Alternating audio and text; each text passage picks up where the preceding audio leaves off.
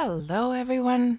Welcome on into the stream, Parser, Du Jensen, and everyone else there in the background. It is Tuesday, and you guys know what Tuesday means. That means we are, of course, going to be doing another Wurm Roulette, as we always do on Tuesdays. Let me actually just move this mic a little bit into a better position there.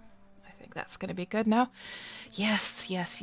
So, I cannot believe how fast the time flies. It just feels like it was yesterday when we did the last Wurm Roulette and we were out exploring on the server of Xanadu.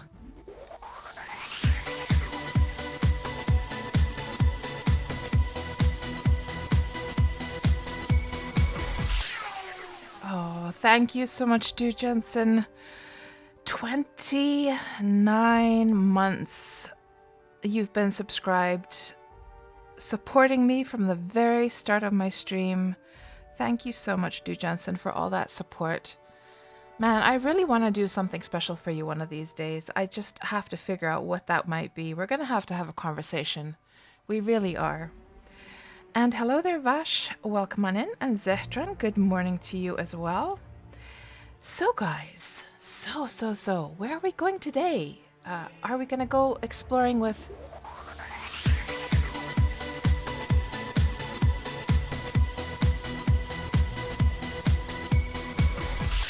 Oh, thank you so much, Antierg. And I hadn't even noticed that you'd been sort of secretly subscribed there for the past months.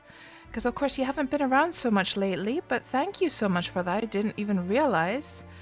Now, guys, where are we going to go? Are we going to go with Malena here on the left? Are we going to go with Safarina here on the right? Where are we going to go in the world? So, let's bring up the map. Just to explain for those of you who don't know, of course, everyone I see in the chat does know, but for the future, if somebody does stumble upon this video in the future on YouTube, a very quick summary. On every Tuesday, we do an exploration of the world in Wurm Online, and I go to places I've never been to before in the world, and I've played the game for 7 years. I can now actually start saying 7.5 years, guys. Well, maybe not quite. No, not quite. Soon. And anyhow, even after all of these years of playing, I've not visited every single inch of the world. So all of these areas that you see here, which are green still, I have not touched those. Never seen them. Have no idea.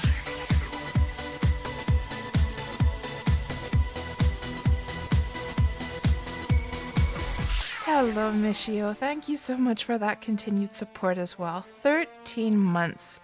Absolutely nuts. Thank you so much, Michio. And it has been so good. It was so... Oh my gosh, Michio. It was so good to see you back. I felt such warm feelings watching you stream Wurm again the other day. I can't even describe. It felt so right. And I hope you feel the same way that you feel. You're feeling nice and cozy and feeling great to be back in Wurm and streaming Wurm. And let's do a shout out actually for you. Let's do a shout out for Michio here. So Michio, of course, is one of my favorite Wurm streamers, and he was playing. Gosh, what was it called again? I always forget. You were playing the Space MMO for a while, and you know, every time I want to check the name, Michio, I have to actually Google it. I have to Google like Space MMOs to check the name. But and you've also been playing some of the Flight Simulator as well. But now you came back to playing some Wurm and streaming some Wurm, so it's really good to see you back. And yes, so getting back to Wurm Roulette. So what is yes, dual universe. Thank you, Du Johnson. So what is Wurm Roulette? We go and explore these areas, and again, the green areas, the places I've never been to. And of course, on the new servers, there's a lot still to explore. So let's see where we're going to go. Are we going to go to the old servers, the new servers? Last week we were on Xanadu, 59. Yes, it was number 59 where we were last week, and it was a long, tedious journey. My God, we had to go through all of these waterways and canals. And actually, Michio, we talked about you in last week's Wurm Roulette because I believe this is the Hammerhead Lake, right? And was it so that you lived somewhere around here? For some reason, my annotation is gone again for my map, and I was trying to check my map. We couldn't remember, but we had to actually go through here, and we went through a canal up through this area.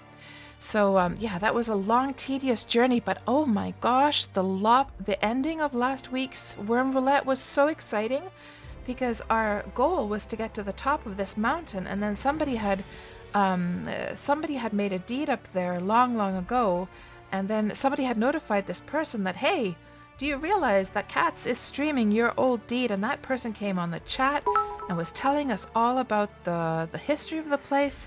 Thank you so much, Parser, for that cheer. And Vash, you're down by 24 on my map on Xanadu. 24.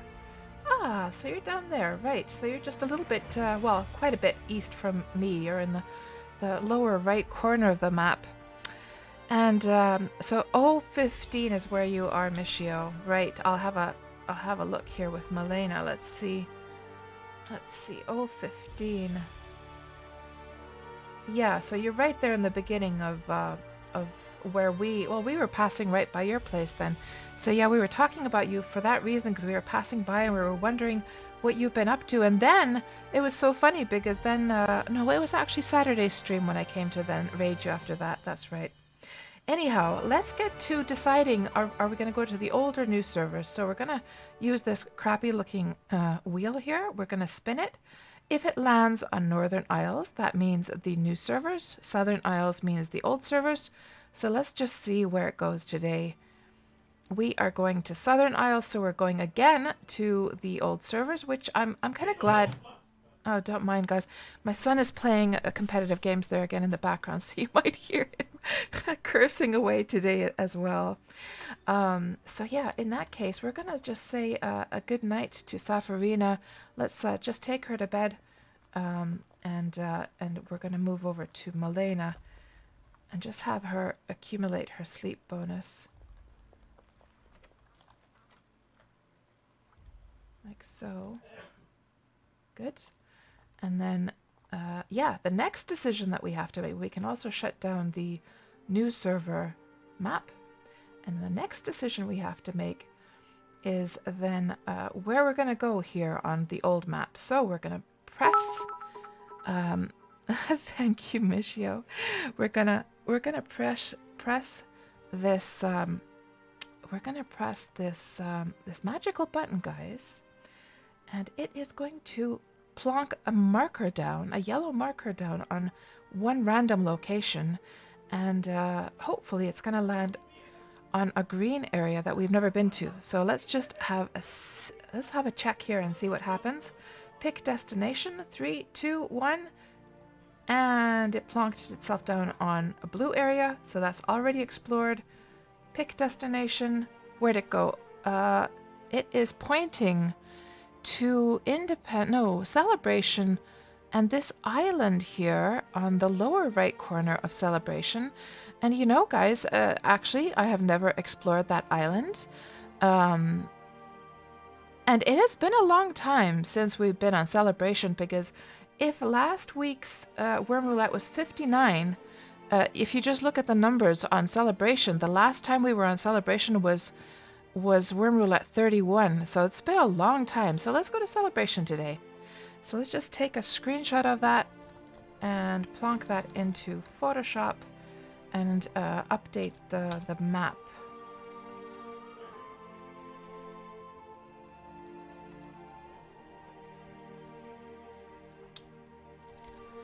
Let's see. Celebration. Oh, it's Independence here.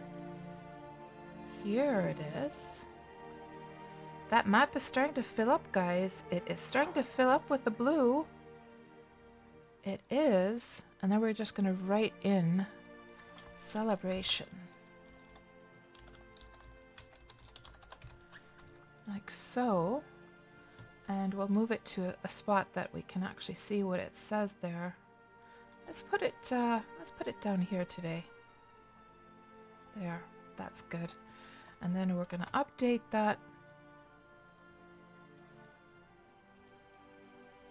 And save the file. Good. Excellent. Okay, Milena.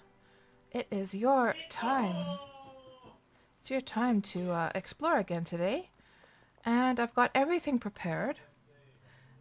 So we do not have to do anything at all. Everything is packed and good to go. So we're just gonna, since we're gonna be going to another server today, let me just get this UI. It is a complete mess. Let's just reorganize this a bit.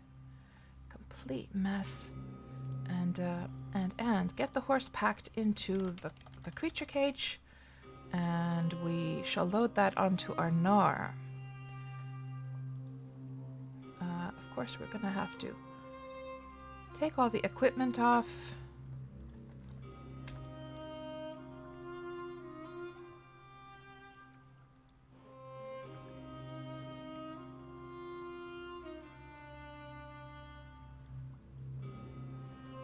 There.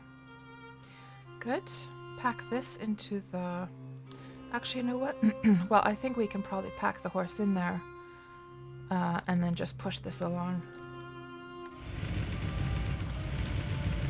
Oh, let's push the one with the horse. Let's push it over to where the gnar is. I can't be bothered to try sailing over to this spot.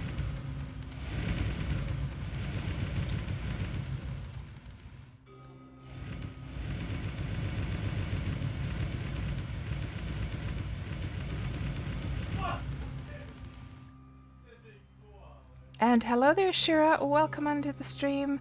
My avatar looks weird. Totally not like your voice. Or my voice, rather. My voice is more soft and pleasant to the ear than the image.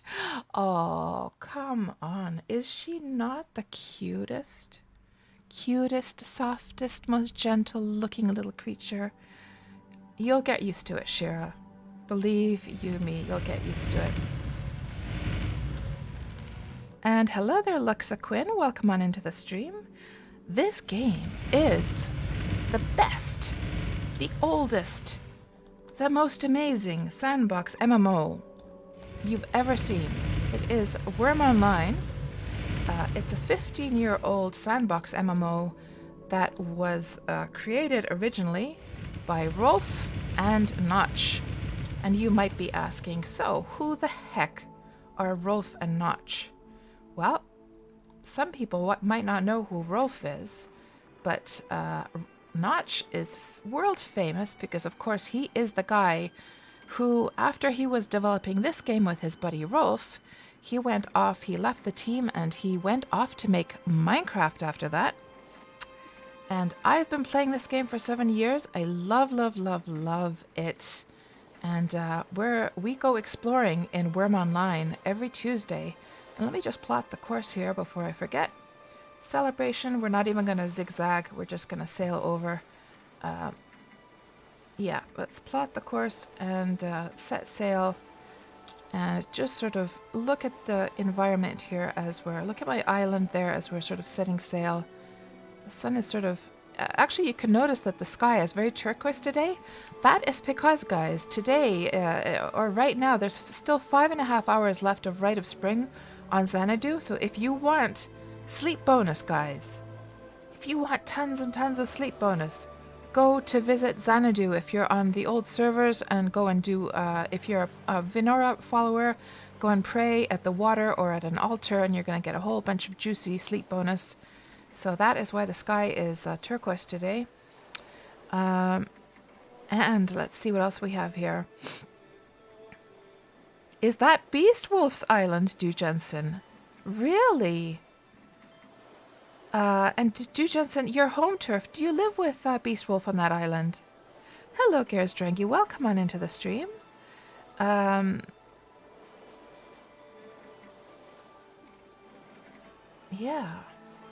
So, coming back to you, Luxaquin, so you have never heard of Wurm before, have you? Do you play Sandbox MMOs yourself? And speaking of Sandbox MMOs, guys, did you all hear the news about Life is Feudal? Did you hear what happened? Life is Feudal, guys. It has shut down. It has shut down. I'm so shocked. It's crazy. And I think it was actually, Michio, on your stream where I discovered this when you started to talk about this. And it is absolute madness. I cannot believe it. So, of course, Life is Feudal. The background with that is that from what I've heard about the story, the story goes something like this, that there were some players on Wurm Online who, I don't know, did they get into a row with the dev team or something like that? Or were they banned from Wurm? I'm not sure what happened, but there was some negative thing that happened. I do remember that. And then they decided to leave Wurm, and they weren't in the dev team. I believe they were just like players, right? And then they decided to leave Wurm and go off and just make their own MMO. And then they made Life is Feudal.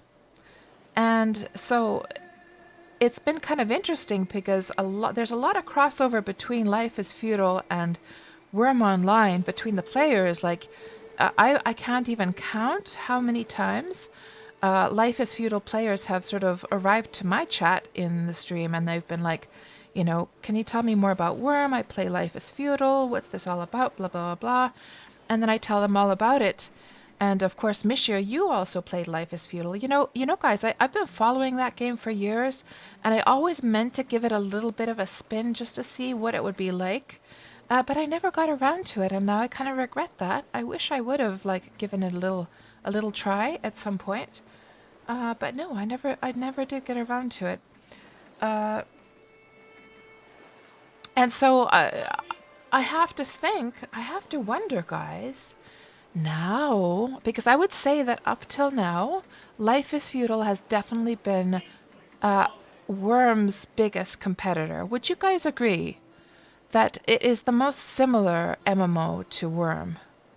And now that Life is Feudal is out of the picture, would that then mean that we're going to start to see a lot of Life is Feudal people sort of migrate over to Wurm? And I wonder how many active players Life is Feudal had.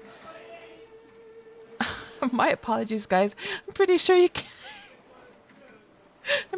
can hear my son in the background just like in utter torture. I guess they have like a very stressful moment in the game or something, but you can hear him like just screaming and like complaining there. I'm not sure if you can hear it, but I can certainly hear it. And Du Johnson, you don't live on Beast Wolf's Island, but you live on the mainland. And yeah, I remember, Du Johnson. I remember. Oh, you meant by home turf, you meant celebration. Right. Yes, I remember, Du Johnson. We have indeed visited you. I remember. And haven't we visited several of your deeds as well? Because you have like several of them.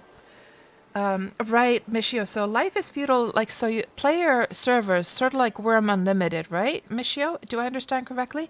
The Life is Feudal also had their own player servers, but then the MMO portion. So if we were to think in Wurm terms, it would be sort of like Wurm Unlimited would have continued, but then Wurm Online would have shut down. So that's sort of what happened with Life is Feudal, right? Right. So the player servers are the original version, says Du Jensen, right? Right, so they tried the MMO and then they shut it down again, I see. And Garazrengi, let me just see. And Vash, you've been addicted to Wurm for about 6 months now. Yeah, it definitely, if you're a type of person for whom this really ticks all the boxes, you're gonna find that it's really hard to let go of this game. You might take breaks from time to time, but you'll always come back. And let me just make sure, by the way, that I have my full speed. I didn't have my full speed on, guys. Oh gosh. But it seems that the wind is in our favor today, so we're sailing pretty quickly. And I did plot the course, didn't I? Let's just double check that as well. Celebration, yes. Okay, good. Whew. Good, good, good. Let's see. Hello there, EQ newbie. Welcome on into the stream. Happy Tuesday to you as well. And so, Gersdringy, the thing that you disliked about Life is Feudal was the lack of custom buildings. They were all prefabs. Oh, really? So you couldn't make your own house just from scratch, wall by wall, floor by floor, right? Yeah, I think I have to agree there, Gersdringy, that any MMOs where the houses were these sort of designed prefab houses never really inspired me too much. And Michio, you still think that there's many people who have never heard of Wurm? Yeah. Oh, you mean from the Life is Feudal gang? I wonder, guys. I wonder if we just, I wonder if we bring up Reddit. Life is Feudal. Reddit. I wonder if they're talking about Wurm there, guys.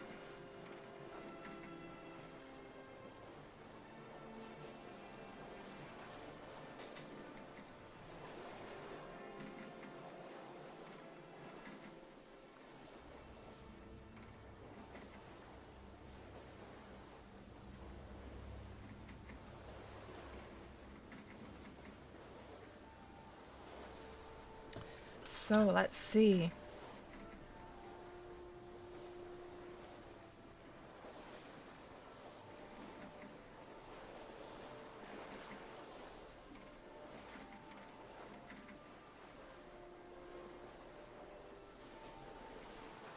And we can do a search.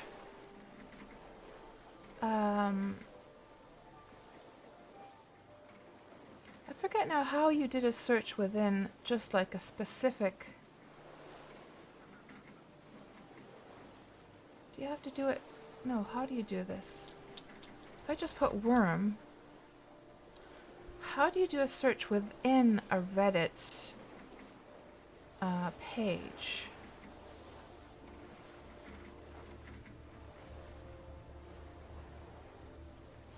If I do Life is Feudal, there's got to be a way, right, that I could search directly in the Life is Feudal. I wonder if it's on the right-hand side. I'm sure somebody there in the chat knows. I have to admit I have not used, I haven't used here.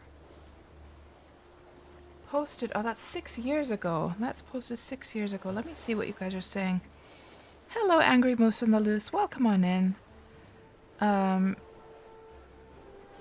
Yeah, I believe it already did close down, Angry Moose. Hello, Ismuth. Welcome on into the stream. So we are going to Celebration today, Ismuth. Put something in search, then enter, and then you're going to have search in this. Oh, okay, let me see. Let's go back. And then we do Wurm, and then we do this. Ah.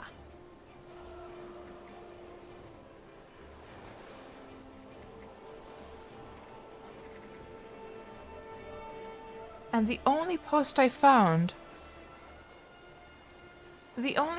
No, this didn't happen the correct way, did it? It's gonna be by little in the bottom. No. Okay, that was wrong. So let's go back. So do I write it here, Angry Moose?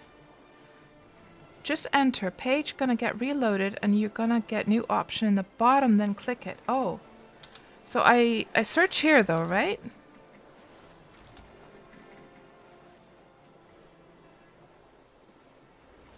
And press enter. And then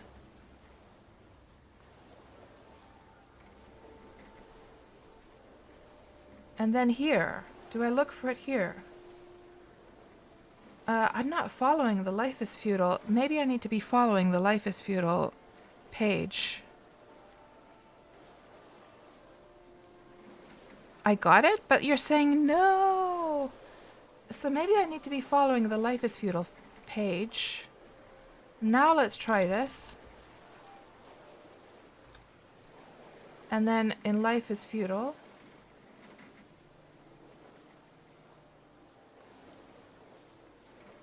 No, this is just like all the subreddits. Well, I don't know. I'll have to figure it out later on. Almost got it. Oh well. Oh well. And Jalux Brown, how the heck do you do that animated avatar? That's so cool. Well, thank you very much, Jalux. It is done. First of all, the facial recognition is using FaceRig. Now, FaceRig includes a whole bunch of default avatars. So if I just Google FaceRig avatars, you'll see things like cats and hamburgers and let me see, where's a good one? Yeah, here's some like default ones. But then you can also make your own avatar.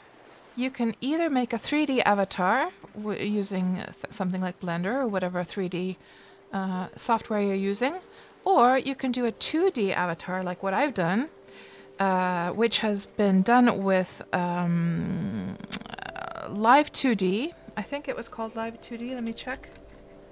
Live 2D Cubism. Yes.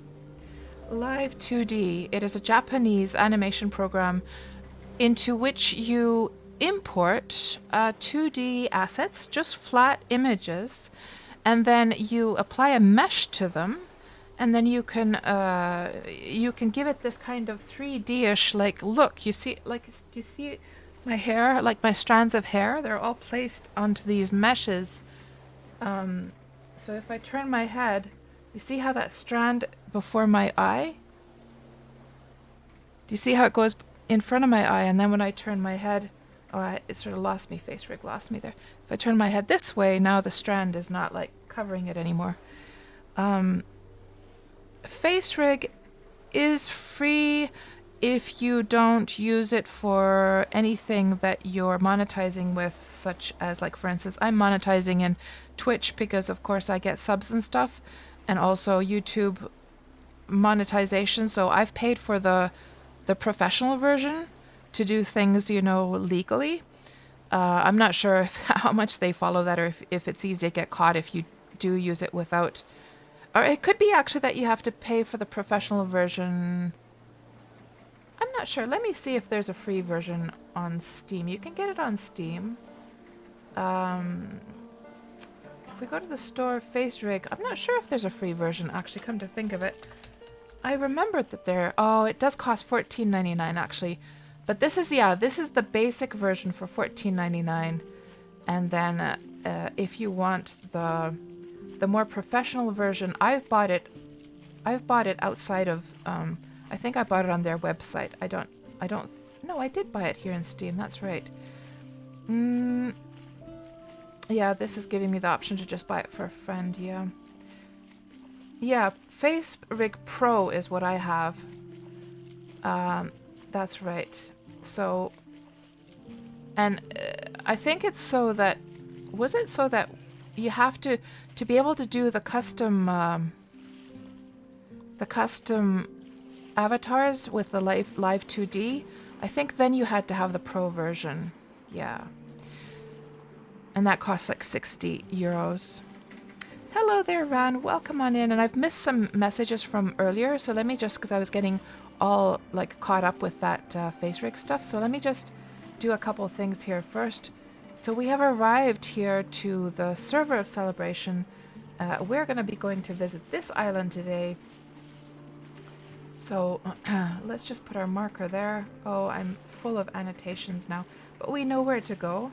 We've just arrived over here, so we're going to sail around, and this server is so small that it's not going to take too long. Let's go closer to the shoreline as well, so we can sort of admire the landscapes as we're sailing.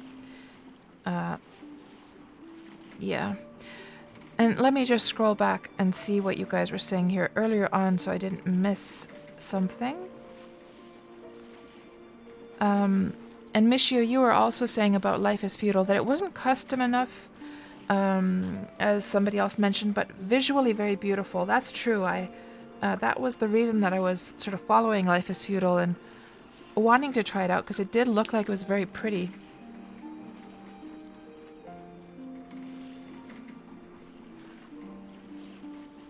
And Parser, you would have to vote Minecraft as the closest to Wurm, right? And Michio confirms that, yeah, the whole setup thing is exactly like Wurm Unlimited, right? Okay.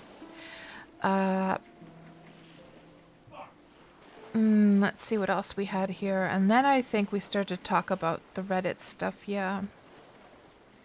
Du Jensen says, animations, characters, and animals' sounds are much better in Life is Feudal.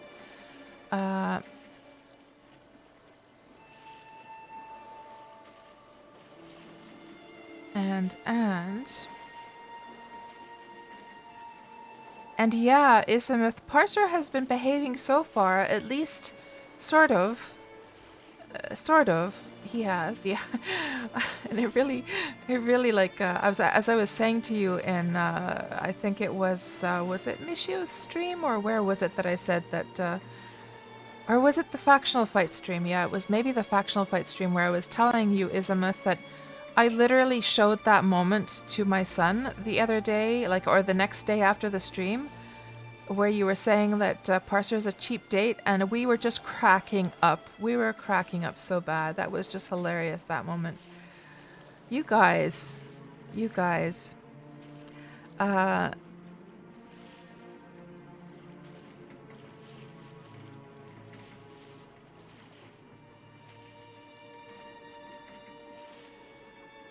So Angry Moose was trying to tell me some more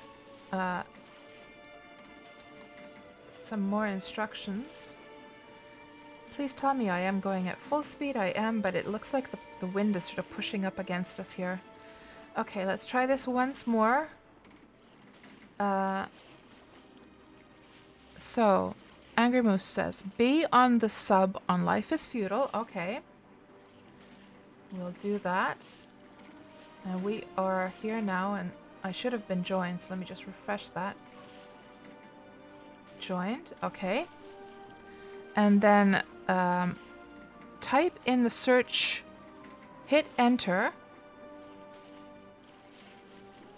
Type in the search, hit enter. After page reload, you're going to get show results from Life is Feudal. It's few pixels from the search bar. Oh, here. Oh, God. I completely missed that. Oh, there's quite a few posts, actually. 1 month ago, 5 years ago, 6 years ago. How can I... Oh, here. Past month. No posts. I'm surprised, guys. I'm surprised that even with the MMO version of Life is Feudal shutting down, that nobody has posted that, hey guys, I'm gonna head out to Wurm Online. I'm astonished. I really am. I wonder if the MMO version of Life is Feudal has its own MMO like subreddit. I would doubt it though, right? No, it says your own and Life is Feudal MMO, so it's all in here. Huh.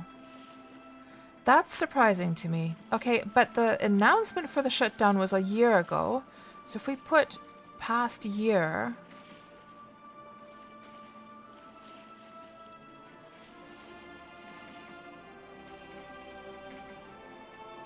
Somebody, I guess, has mentioned Wurm in this thread.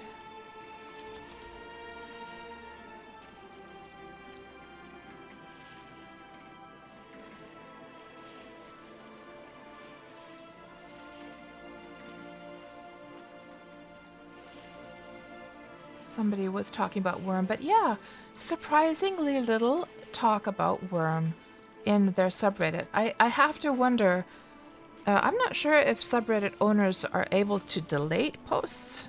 I wonder if some Wurm streams or like threads might have been deleted from there. It's really hard for me to imagine that they wouldn't have talked about it more. But yeah, thank you, Angry Moose. Now I know how to do that from now on. It was so close, but so far. It must have been so frustrating for you to watch me try and figure it out. Yeah, not the most intuitive design, that's for sure. Michio. Maybe us Wormians should post. Maybe in Steam too. Oh, I wonder if there's anything in Steam. So is Life is Feudal, is that on Steam then? Let's have a look. It is. And Community Hub. And discussions. And do a search. And this was, but that was 2019. Okay, so they have not talked about Wurm very recently, yeah. Over the years, from time to time, it's popped up. But again, the whole point here was that it would have been related somehow to the shutdown of Life is Feudal MMO. Very strange. Yeah, life you cheese.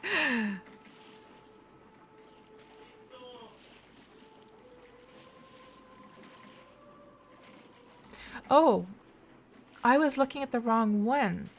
Yeah, your own. Gotcha. So is there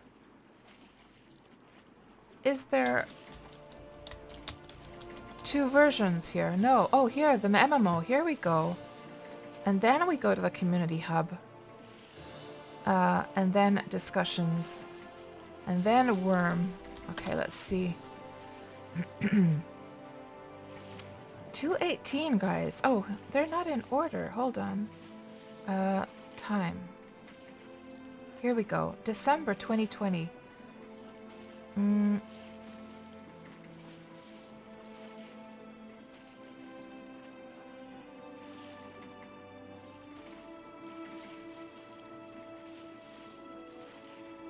So a lot of comparisons between the games, but again, the discussion has absolutely nothing to do with the shutdown again. Huh. Yeah, for sure, Michio. Yeah, it is sad to see it die nevertheless. The more Sandbox MMO players out there, the better, as far as I'm concerned. Yeah.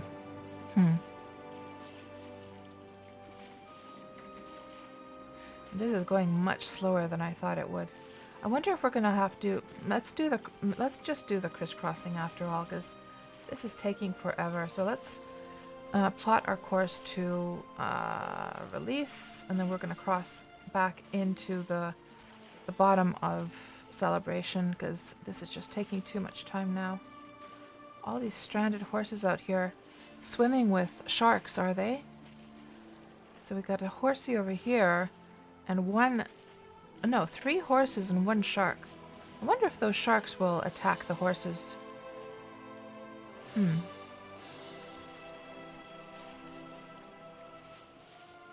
Yeah, Du Jensen, yeah. I understood that earlier on. I just didn't realize to look at the right. That's a realization. Oh, is that? What the heck is that over there? Oh, now it went out of... Oh, no, there it is. Oh, it looked like a gigantic bear off in the distance, but it wasn't. Yeah. Yeah, those guys were explaining the whole difference of... we were making that comparison to Wurm Unlimited and Wurm a little bit earlier there in the chat. Hello, Scarred. Welcome on into the stream. How is your Tuesday going? Parser. I'll flirt with the lifeys, then steal their souls. Oh man, I don't know if those are PvP guys. You know, on the other hand, I'm just thinking to myself, if those are like the PvP players over at Life is Feudal, I'm just wondering how is that a good thing after all to get them over to our side, because I don't know, I just, it feels like a lot of the times the people who are sort of bitching and moaning on the forums are the PvP players. It's sort of like a special like group of players. I'm not sure. And by the way, if you guys saw that row of boats over there, that was for people to be able to cross servers. Plot course celebration. Actually. We're now at the bottom of release. We have to crisscross 2 more times. Let's go to Deliverance this time. And then we're going to cross over 1 more time to Celebration.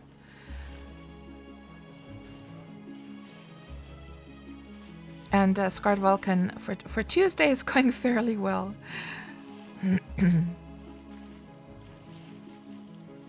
That's right, Angry Moose, that's right.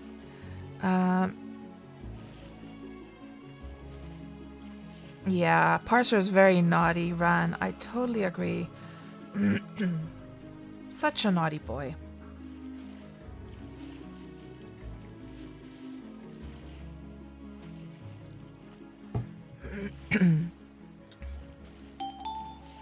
I just drank, Ran. I literally just drank. That's not fair. And now we plot our course to Celebration.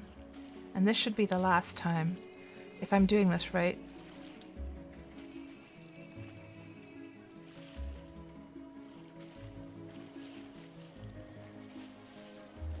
And Parser, you did consider renaming to the Cheap Parser. Oh my gosh.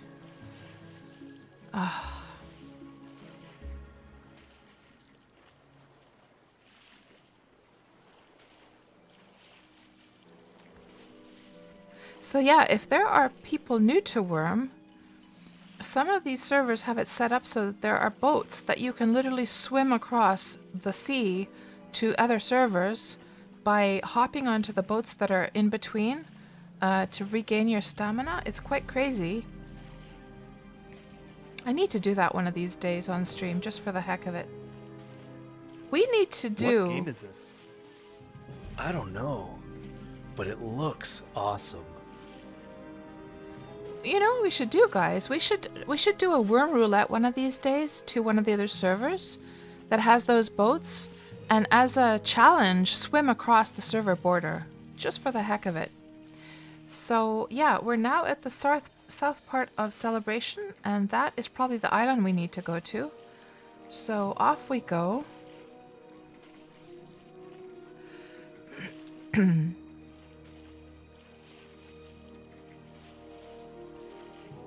Yeah, it's an amazing community project. Like we saw that the boats were up and running on not that server, but the one that we were on before that. What was that, Deliverance or something? But I'm not seeing the boats here though. So maybe not every server has been like taking care of those boats. I guess they've decayed eventually and sunk down. Hello, Kitschy. I sure am on Celebration, that's right. So today our goal is that island on the bottom right, which I hear is Beast Wolf's island. I had no idea where he lives, but now we're going to see. And thank you for that, Du Jensen. Just noticed the goth armor, Issa Myth says. Yeah, I did dye her armor black, that's right. That's right.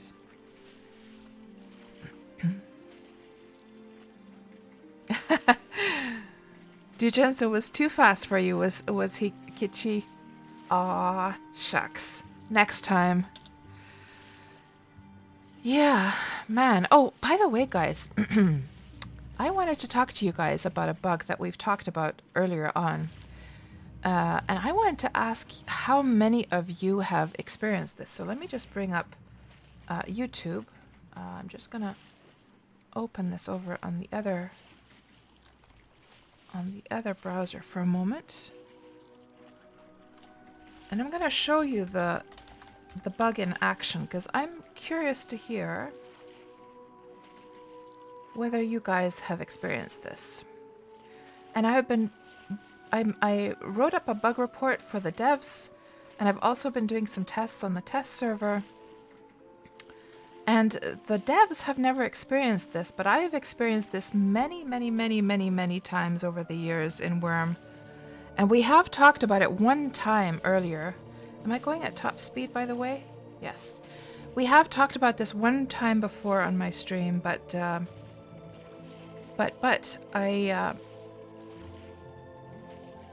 I can actually show it to you guys in action.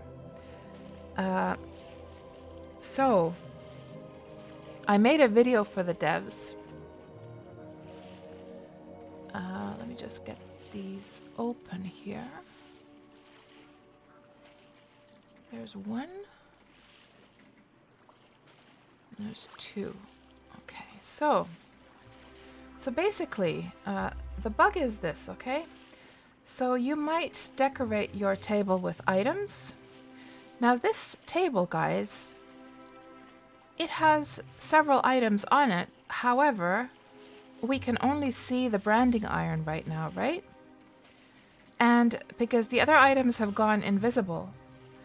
And we've talked about this before, that the way to get them to reveal themselves is by rotating or pushing the table. So here's this in action. As I rotate the table, they will pop into view. See how the bags and the bridle, and now here a candle is hidden. Gonna rotate the table and pops into view like that. And then it happened again this morning, because when I was telling the devs about this, they were like, well, this never happened to us. And like, how prevalent is it? How common is it for it to happen? So I did another video to show them that it happened again this morning. So here's the same table, and you can see that again it's the branding iron that stayed visible. It never went invisible, and then when I rotate, the other items came into view. So this is just something for you guys, that if there are those of you out there who have like decorated your tables with items, and then you've wondered that, oh my god, where did that cool item that I had on a table, where did it go? Has it decayed away? It most likely didn't decay. Most likely it's actually still on your table, and you just need to rotate the table to get it back into view.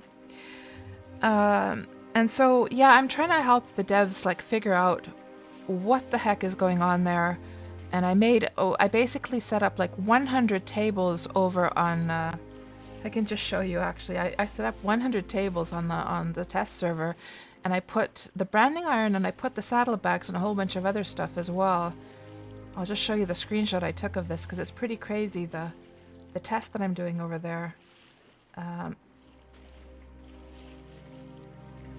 So check this out. 100 tables with saddlebags, branding irons, barrels, and I've sort of done them in different ways. Some of them I just placed down the table, then put the items on. With other ones I put the items on, then placed the table. Some I've pushed, some I've rotated, some I've placed the tables, others I've like just dropped them down.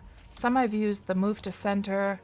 Then I also tried an option with like the maximum amount of items you can put on a table, which is quite a few. I didn't actually count, but you can see that it's quite a few. And I checked back this morning and every single item was still there.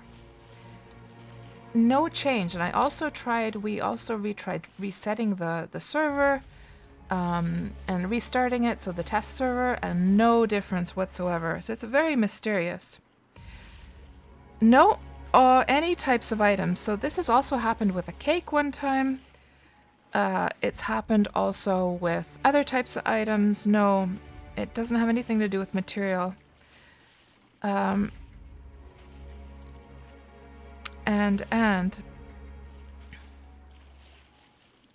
no, Kitschy, not a future. We have to get rid of this, guys, because the problem is that like it's not merely a visual issue, right? It's actually a kind of serious issue because if a player, we have a lot of, you know, archaeologists and people like to display their cool items, their cool, you know, rare items and things on the tables, and then they have to remember a lot of those items will start to decay a little bit, so they have to remember to repair them. And if the item goes invisible and then never comes back into view, if the player isn't aware of that bug, they will just assume that the item has vanished or has decayed, or maybe that they lost the item or that something happened. They have no idea about the whole pushing thing, right? Hello, Fragnot. Welcome to the stream. Gnomes. I'm sure it's thieving gnomes, says Fragnot. So that's why it's kind of a serious thing, because imagine if their items are there invisible, taking damage ticks over the months, and then they eventually do actually decay away, and if only the person would have known to rotate or push their table, they would have gotten it back into view. And Tuxie, you see this every day? Seriously. And Tuxie, have you guys ever done the test with Drogos checking to see whether he can see the items? Is it like a client or is it a server thing? Can you both see the same issue with both your and Drogos' client, Tuxie? And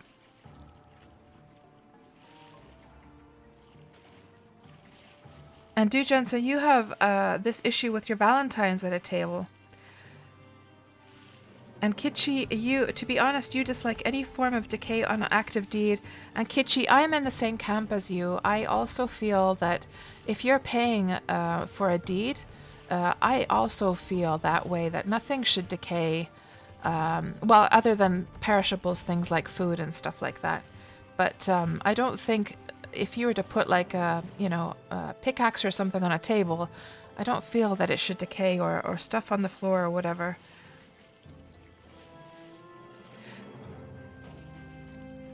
So, Du Jensen, your alts do not have the issue. So are you saying, Du Jensen, that... So when you say your alts, do you mean your alts that live at the same place, they don't see the issue? Or your alts that live on other servers at other locations and just don't have the issue at all?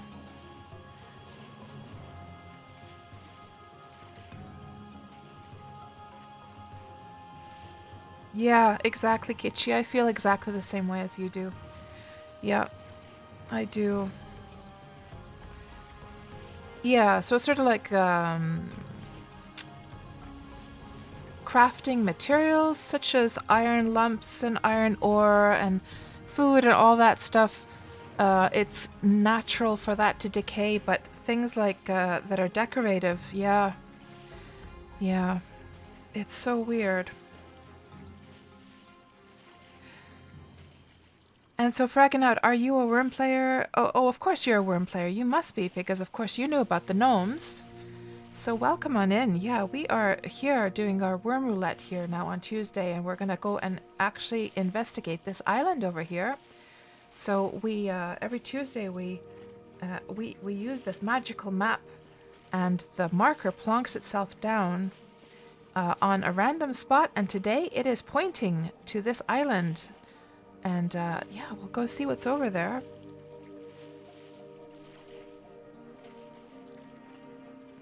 So Du Johnson says, at the same table at the celebration deed, your main can't see the Valentines, your alts can see them, really.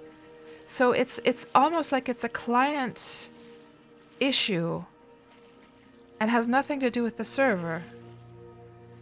Interesting. Ha.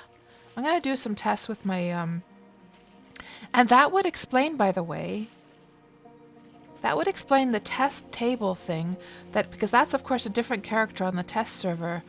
That would explain why that one character is not seeing any issue with the tables. So what I should do is I should log on with my other, like, test characters, go and check that same spot and see whether they can see any items missing from those tables. I should do that. Yeah, Scarred, exactly, yeah. Interesting. Okay, that definitely that helps, guys. I'm so glad I brought this topic up because that really helps. That's already gonna, uh, simplify things to figure out like what the hell is going on. And this is Necro's deed ahead of me. Aha. Let's go have a look at this place. It looks very, very... So Necro is also a PvP player. So they're both... So those guys live next to one another, and they're pretty good friends, aren't they? So it kind of would make sense. And you can definitely see that sort of PvP like influence, can't you?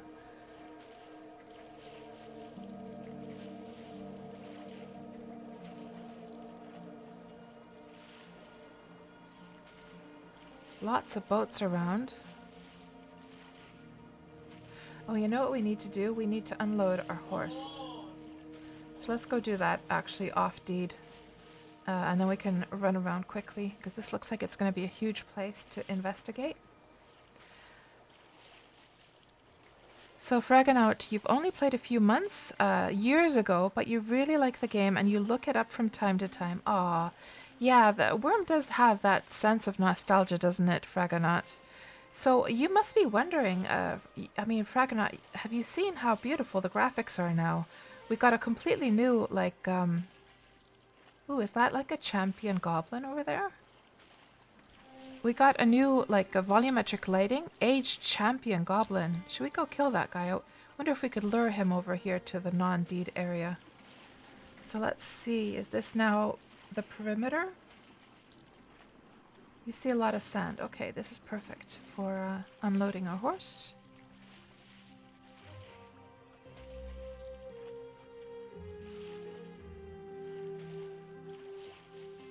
Yeah, just before I started the stream, I went to get I did a little prayer on Xanadu and got my sleep bonus as well. Unfortunately, I hadn't used it all up before that, which only goes to show that it's worth using your sleep bonus actively. It's not such a good idea to save it too much because not only because of these ROS casts, but also because sometimes the devs will give us free sleep bonus if something's happened, so...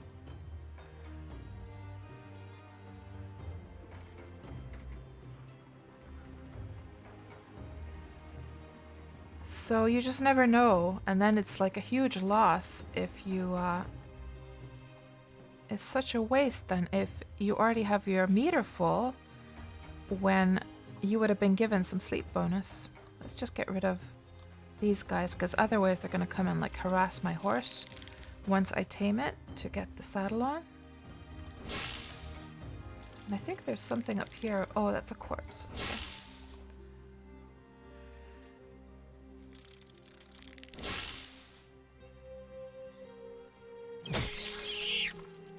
And Kitschy can't sleep at night knowing your sleep bonus will be capped. Yeah.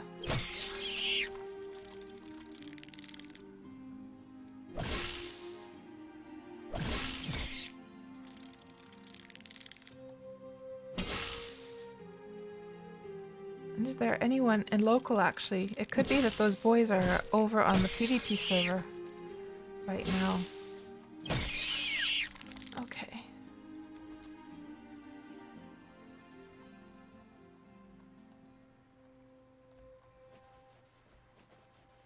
Oh, how much is your leatherworking, Kitschy? So you're like a huge leatherworking kind of person, are you?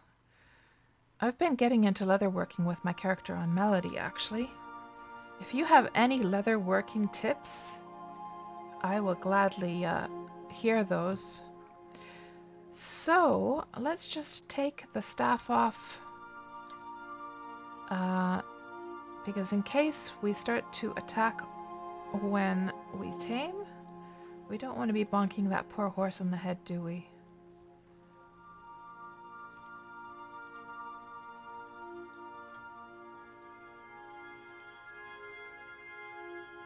And Du Johnson says that Kitschy is a leatherworking guru. Oh, 9. Oh my god, Kitschy. Oh my god. 99? 99.8 Is your leather working? Jeez. That is nuts. Oh my goodness. That is crazy. Wow. We didn't get this guy tamed yet.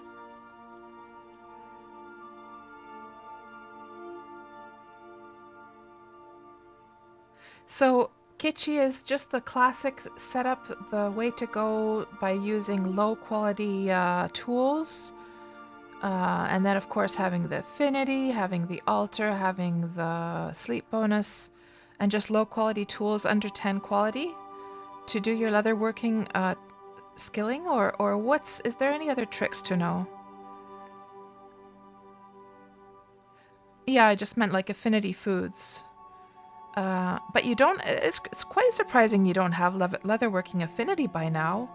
With that amount of skill, that's very surprising actually. You would have thought by now you'd have it.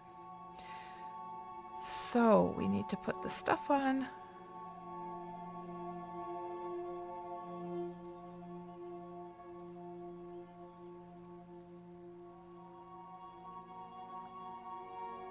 There we go. Good. And now we can untame this guy.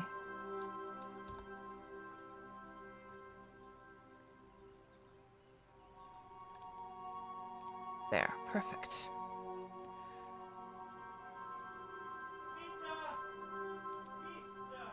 And yeah, let's take the boat over there and just go and dock over at the harbor. Actually.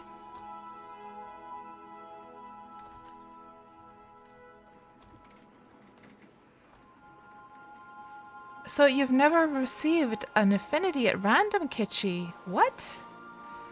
Seriously? That's pretty surprising. You should have definitely, with the amount of Wurm that you've played, you should have definitely gotten some affinities by now. Escort. Yes, yes, my son is definitely there.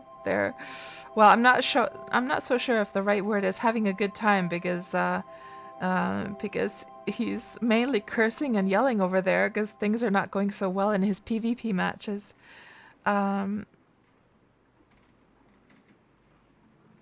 Tuxie, the one thing that we did figure out, yeah, I meant to ask you, Tuxie, I'm not sure if you heard my question, and you might have actually answered and then I just missed it, but I was trying to ask you, Tuxie, that when you have that invisible item issue, do you see it, does Drogo see it also on your, does Drogo also see it with his client, or is it only your client that sees it? So Dujansu was explaining that only one of his clients sees the issue.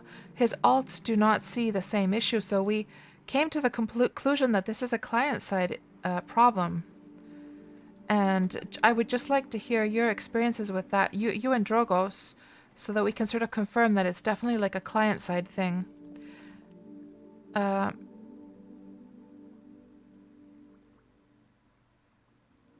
And hello there, Trixton. Welcome on into the stream. You played Wurm Online for years and only once ever received a random affinity, so you could believe it. That's very strange, yeah, because I think I've gotten... Let me just check what my situation is. So I've played for just over 7 years, and if we just do like a search here... so my original one was Exorcism, so it looks like I've gotten 1, 2, 3, 4, 5, 6 affinities over the years. And I have not used the premium reward thing for that at all. So they've just come randomly.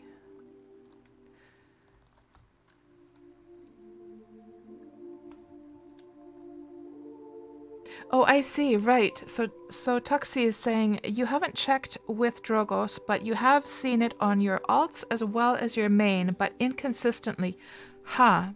So sometimes one sees the same items and the other doesn't, and vice versa, but it's not always the same one who sees it. Aha! Okay, this is all valuable information. Thank you, Tuxie.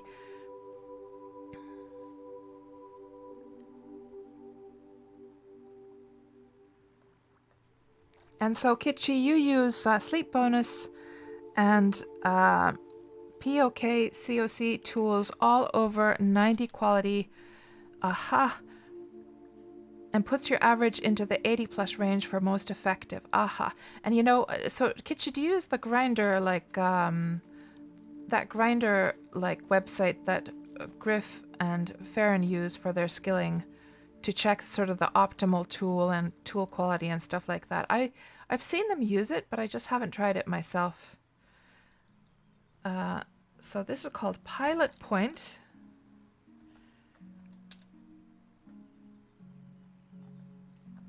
You don't use that website, right? And for Du Jensen, however, it's always the same way. Right. Interesting. Those are some big bison over there. I kind of feel like we should put some smoothing on the camera, because it's a little bit too quick when I swivel around. That's a bit smoother, you see? That's probably more pleasant to watch. I usually have it quite fast when I'm not streaming, but probably for the streaming purpose. Should we even slow it down even a little bit more, actually? For you guys to watch, it's probably a bit nicer to watch if when I turn, it's not so like so quick. There's a little bit of delay there. So let's go have a little snoop around. No, not gonna put it at max, that's for sure. I save the max settings for only for those special occasions when we want to really, really admire a beautiful view. So that's all locked. Some kind of crafting station inside. Lots and lots of beehives here. So if you're new to Wurm and happen to be watching this, yes, you can actually raise bees and collect honey in this game, which is very, very cool. Can't think of very many MMOs where you could do that. Do you guys know if there are any MMOs where you can actually keep bees like that? Yeah, the doors are all locked. You can definitely see there's that sort of PvP mentality with all the security around here. I'm not going to even try the other doors. Let's just look around a bit.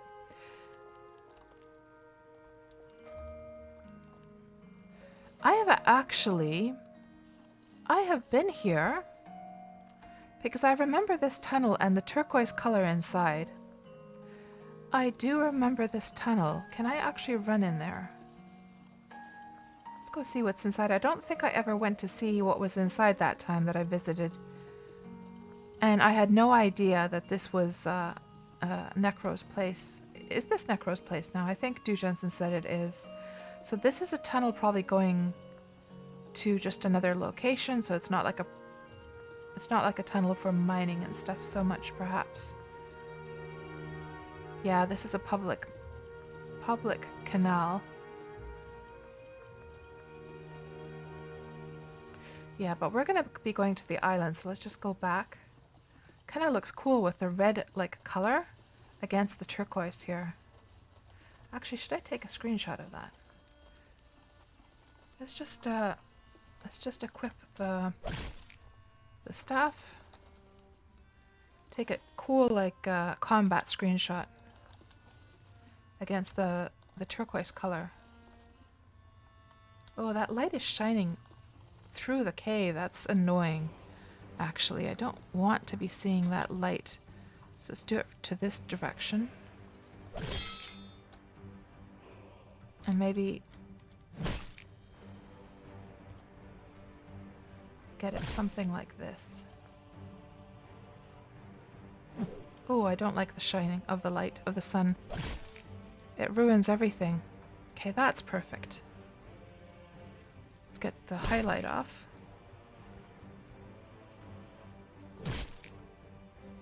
There we go. Oh, and she's actually not even targeting this guy. Well, I'll just leave him be now that we got our screenshot. She got a little bit of damage as well.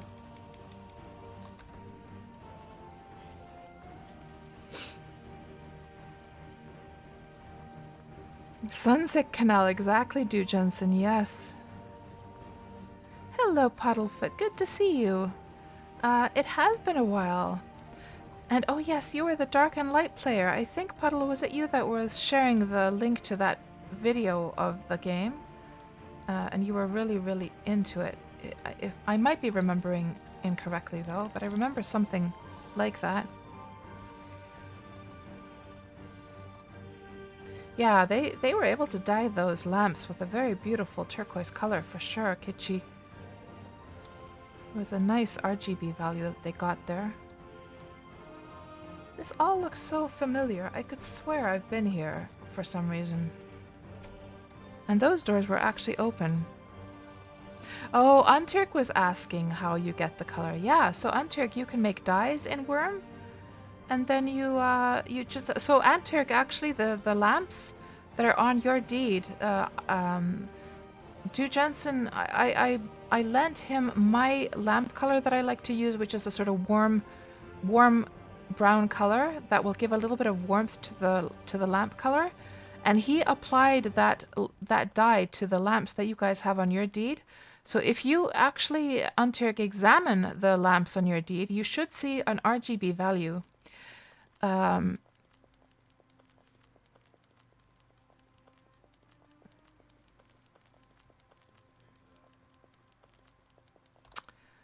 yeah, we'll hop onto the ship again.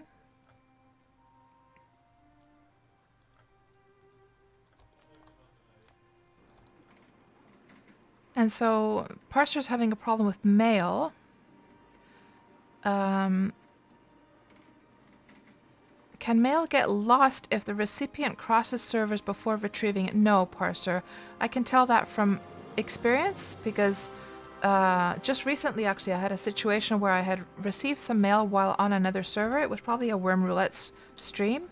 And then I had forgotten to, well, actually, Du Jensen had sent me a sign, but I didn't bother to go over to back to the server to get it. But there was an earlier case where somebody had sent me something, and then I had to cross back over to the server, and I had already like checked my mail once, and it was ready and waiting there. So it'll stay safe and sound for you for a while.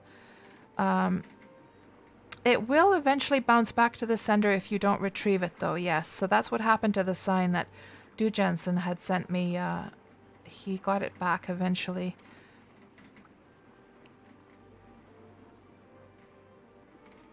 And do I have the full... I do have the full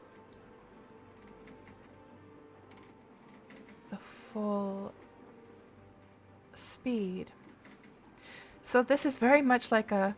It's quite funny because Necro and Beastwolf, they're PvP players, and it's and a lot of the deeds over on the PvP side will look kind of like this, that they're these high forts that are hard to climb up to get to, and that's probably why they wanted to sort of make that similar design to make that kind of like statement that, you know, we're defending our fortress here. Even if it's only, you know, in spirit over here.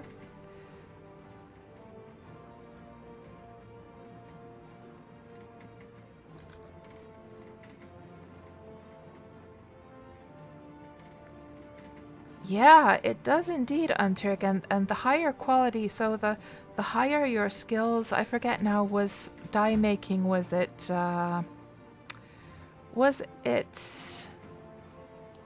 alchemy? I think you need to have, so the higher your alchemy skills, the higher quality the dye you make. Maybe somebody can correct me if I'm wrong. I forget now if it's alchemy or natural substances or beverage making. It could be all of those three actually combined. And probably not beverage making. Maybe it's natural substances and alchemy. Oh, hello there, Majoko. I'm not sure how to say your name, but you're confirming that it's natural substances. Yeah, maybe not beverage making, Kitschy. You wouldn't exactly want to be drinking dye, would you? Yeah, probably not the healthiest thing to do.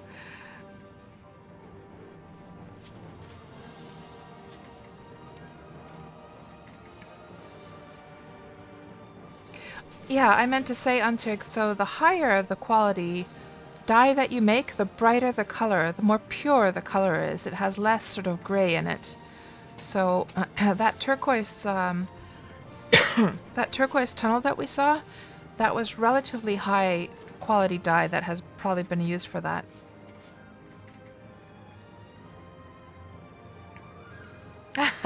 Kitschy, this is how Wormians drink Clorox bleach. Yeah. And those have been dyed with a sort of pinkish fuchsia color. And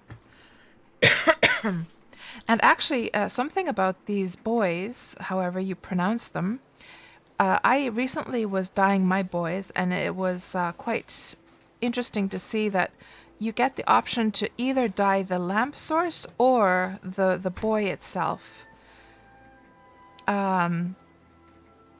Griffo's Pink Canal, says Du Jensen. Aha! And so in this case, the person has dyed both the lamp source and then probably applied a second layer of paint for the boy. I'm not sure if you can choose both at the same time, but this is very, very pink indeed. Let's just sail through this fiery canal. It's pretty swanky. Should we get a screenshot from here as well?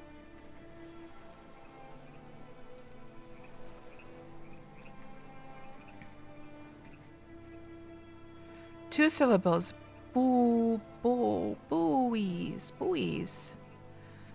Oh, I'm gonna have to check, guys, on dictionary.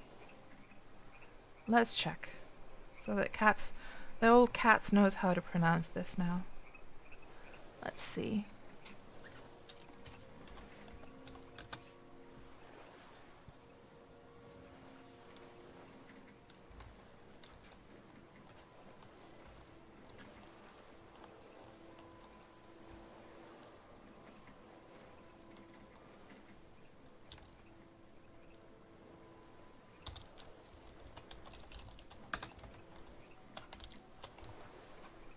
Boy. Boy. Isn't that how I said it, guys? Boy. Boy. So just like it would be like, you know, a boy.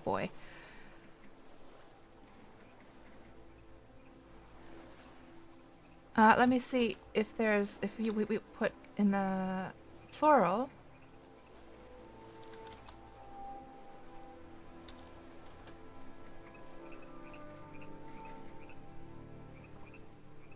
So we'll just bring this one up. It doesn't give the option to hear the plural version. Yeah. Oh, here, hold on. Buoy. Buoy. So that's a different pronunciation, guys. Buoy. Huh. So I wonder if it's pronounced differently in the UK and differently in North America. I don't know. Yeah, could be, Tuxie. Yeah.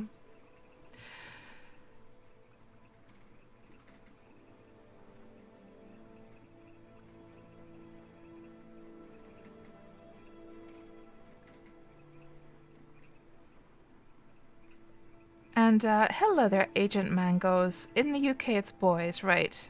Okay, so I wasn't saying it incorrectly. It was just I was doing the UK version.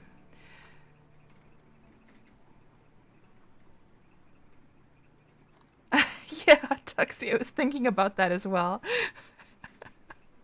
Seeing as I have sons, yeah. Yeah. So I wonder if this is now the start. I guess this is the start of the island now, of where we're actually headed to. Ooh, and you know what we have to remember to take is our sign. And yeah, I wonder. I wonder. Let me just check the spot that we need to find. shut that one down, that one down. So it's right on the tippy top of the island, so let's just sail over to that northern part and get the whole sign planting business out of the way. And then we'll go and explore the rest of the island. Oh, this is a Wand of Seas island. Yeah, so this is a separate thing from the... So this is the one that we're going to though, right, Du Jensen? So they have like a Sea of Wands. Yeah, you can see from the round shape that this is not like... that would make sense that if this is a Sea of the Wands one.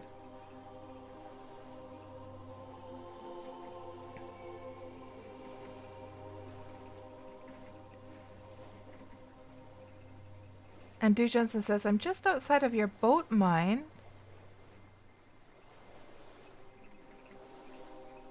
So,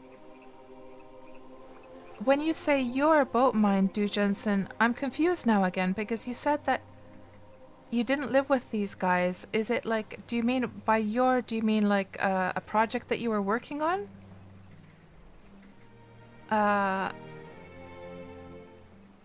Or how do you mean? Oh, I like these rope bridges over here. You don't often see that, do you? That's really nice. I just wish they would put like sand or something on the ground part because the dirt looks so ugly. But yeah, that's a very, very nice looking bridge. Let me just take a screenshot of that. It's not often you see something like that.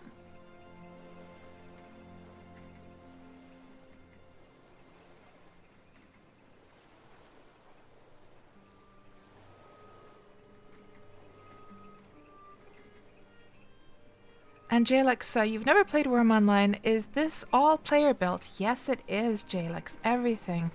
Everything that looks man-made, whether it be the guard towers, the bridges, the houses, the ships, all items, all armor, everything is player built. Absolutely, yes.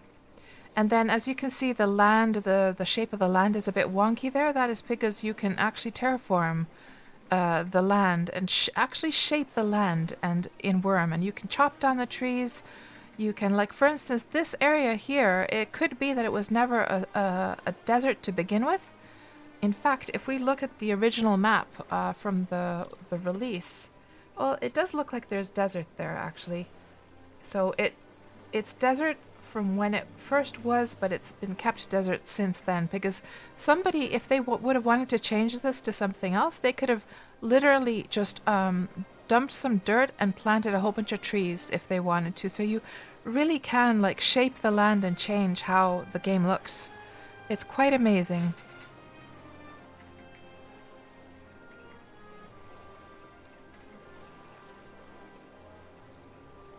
And Du Jensen says, nope, Beast changed it into desert about a year ago.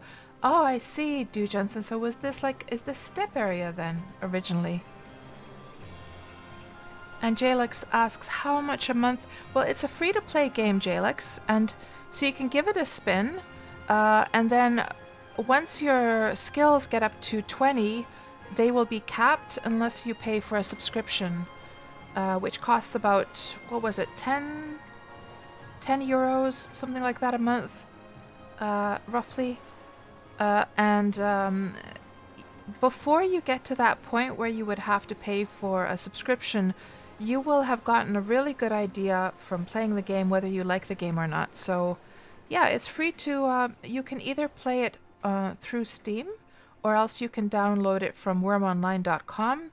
However, be aware that a character you create on the launcher that you get from wurmonline.com and the launcher that is on Steam, they're two different launchers, and any character that you create on one has to be always played with that launcher. You can access all the areas, have everything exactly the same otherwise, regardless of which launcher you use, but you just have to play the character, that particular character.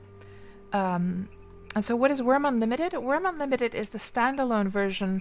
So the MMO is the old original. So this one is 15 years old, and they at some point decided that it would be kind of fun to make a standalone version where players could create their own servers, their own private servers, and modify them and all that good stuff. So that's what that is. It is a separate thing, and it's also not being updated anymore by the Wurm team. So it's still running, of course. People are running their servers there. Let me just more this, actually. People are running their servers there, but just all of the, like, all these graphical updates, for instance, the new sky that we have and the faraway trees, those are not, in the third-person view, they're not on Wurm Unlimited. They're only on Wurm Online. Okay, now. And speaking about man-made, so even the bridle, even the saddle, the horseshoes this horse is wearing, everything is man-made.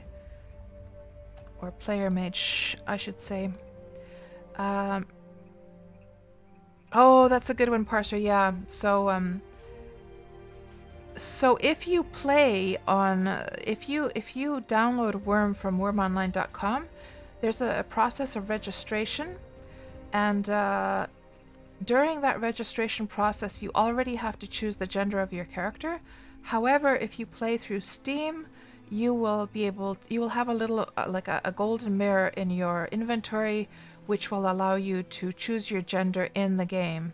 So it's a little bit different in that regard. Just be aware, because I made like a male character by mistake one time when I created a new character with the old school like launcher.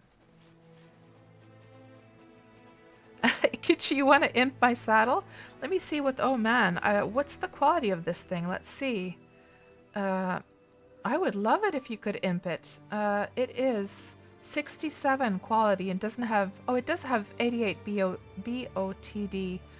But yeah, it's a little bit on the slow side. People are always laughing because I'm running pretty slow here. Let's go. Lots of mobs around.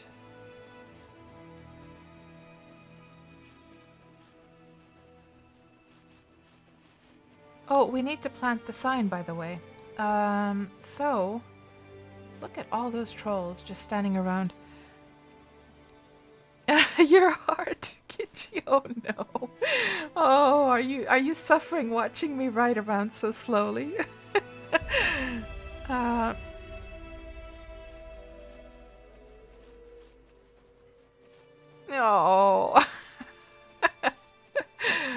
Oh, I think it's somehow there's something also kind of what's the word? There's a word in Finnish, sympaattinen, which is sort of like sympathetic, but I don't think it really can be used in the same context here. So we have to figure out, guys, where we're going to plant our sign. I'm almost thinking that would it be kind of cool that if it was planted underneath the bridge here? No, that's too arrogant, isn't it? No, we're not going to plant it there. No. That's too arrogant. Let's find a more like subtle place here. So you guys might be wondering, if you've never been to one of my Wurm Roulette streams, like plant a sign? What are you talking about, Cats? Why do you have to plant a sign? And the reason is because when we have these Wurm Roulette streams, the place where this marker landed on, here on the right hand side, that is, so it seems to be right on the edge of the water.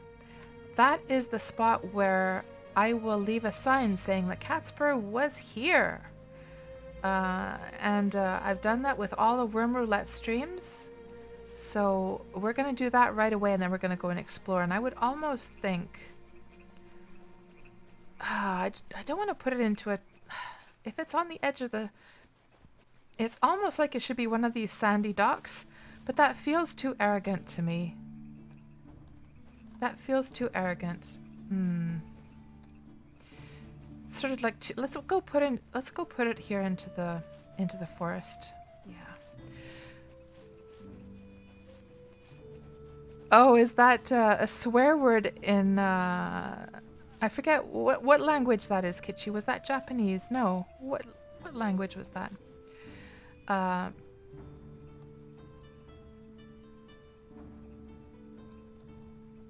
Where the heck should we put this? So there's a little abandoned spot right here. Almost beckoning for a sign, but then again, if somebody wants to build a house here, I don't want to be it to be in their way either. There's a little fenced over area over here. Okay, maybe here is a good spot. Yeah. So it's Japanese, but it's not a swear word. Oh. So what does that mean in English?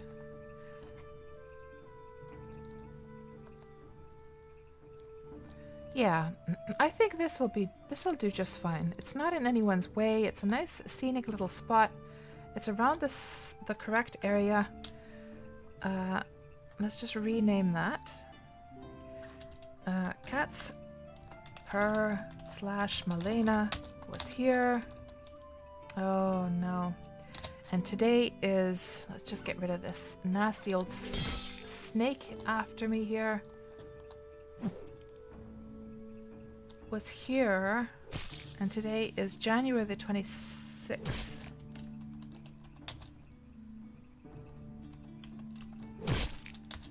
(2021). There we go.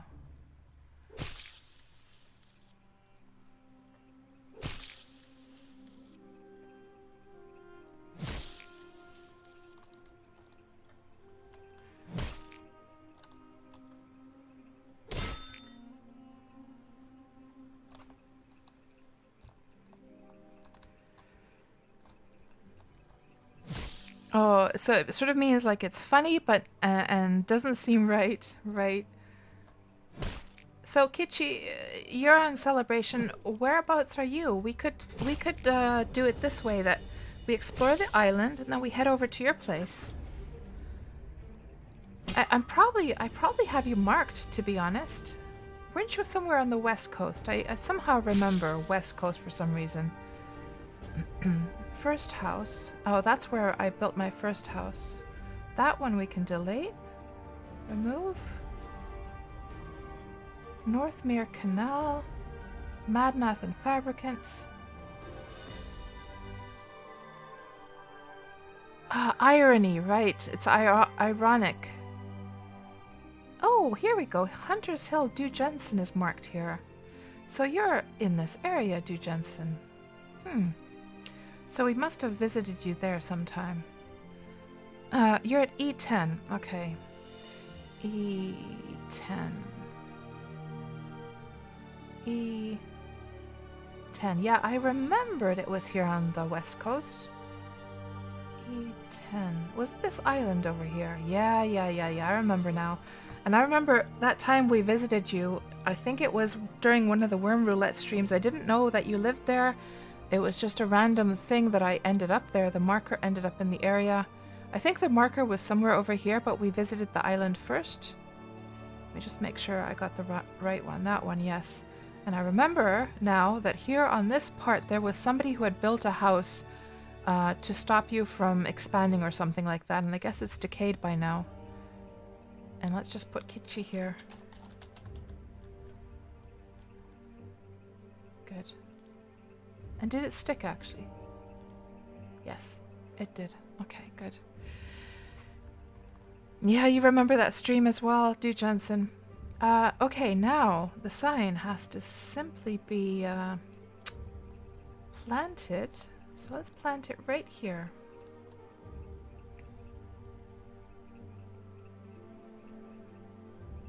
And the building is gone now? Good. Good riddance to that nasty old person trying to block you like that. The nerve, right? And here we are, guys. KatsPurr / Malena was here, January 26th, 2021. Okie dokie. So that business is taken care of. Now we can focus on the actual fun part, which is the exploration. So let's have a look around. And see what we can find.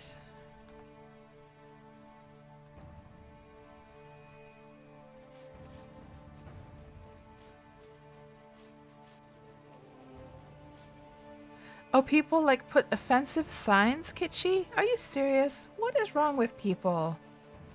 That's horrible.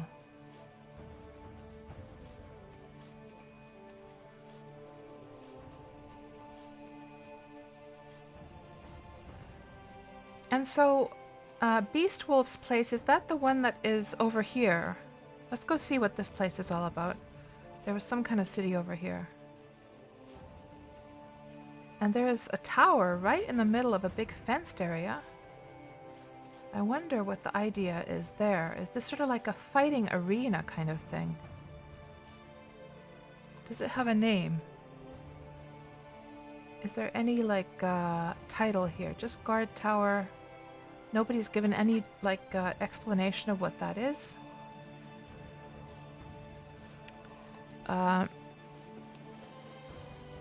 Oh, I see, Kitschy. So GMs have been on it, and maybe it's been taken care of. I sure hope so, Kitschy.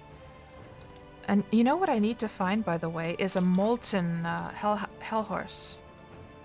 Because I want to start breeding them for my horse market. So we're gonna, if we see hell horses, we'll check and see if they're molten. So this looks very PvP-ish, so this very well could be Beastwolf's place. Let's check and see the maker of these items. I'm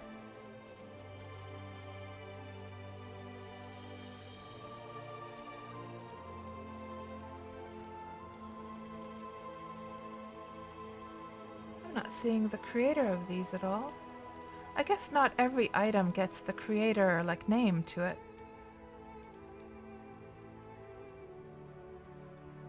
And Du Jensen, you were actually like waving there. I didn't notice. Do we have any? Nobody's in the local right now though.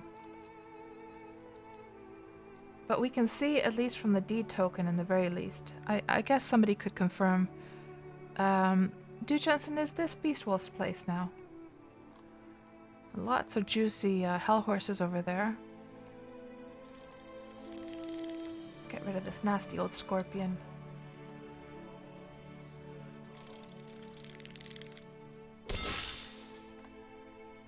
Yeah, Kitschy, feel free to send me in Discord, though. That's really horrible to hear. You're like the last person who I'd ever want to have to deal with such a thing. That's just horrible. And it is Beastwolves. Okay, thanks, Stu.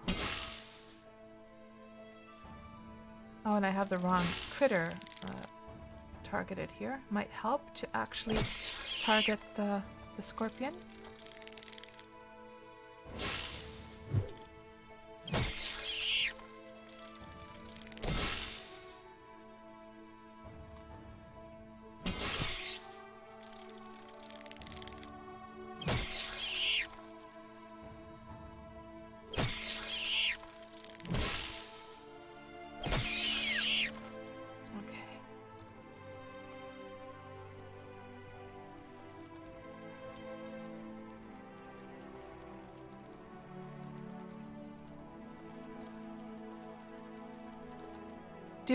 Du Jensen,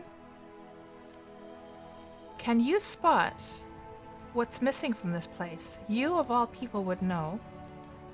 You would know what is missing. We're comrades in this thing.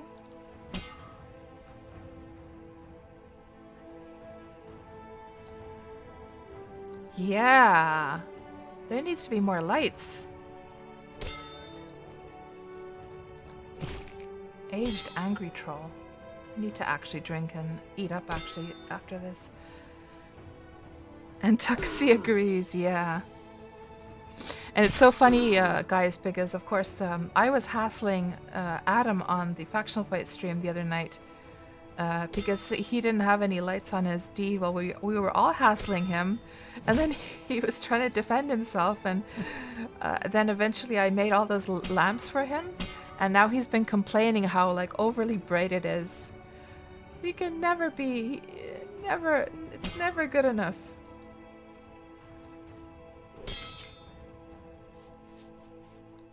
Yeah, coziness factor is so important in this game.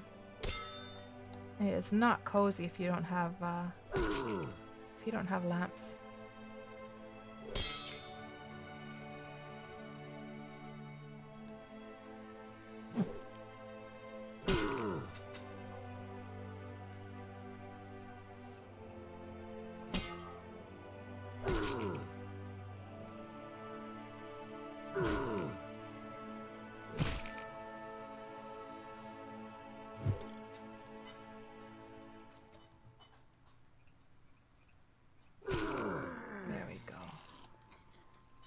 Oh, there's a little bridge over here. And let me just actually do the eating and the drinking right now. Because she is definitely getting a little bit on the hungry side.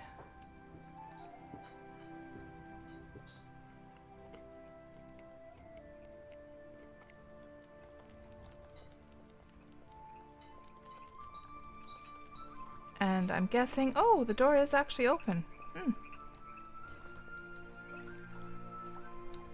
There's a big, big warehouse over here.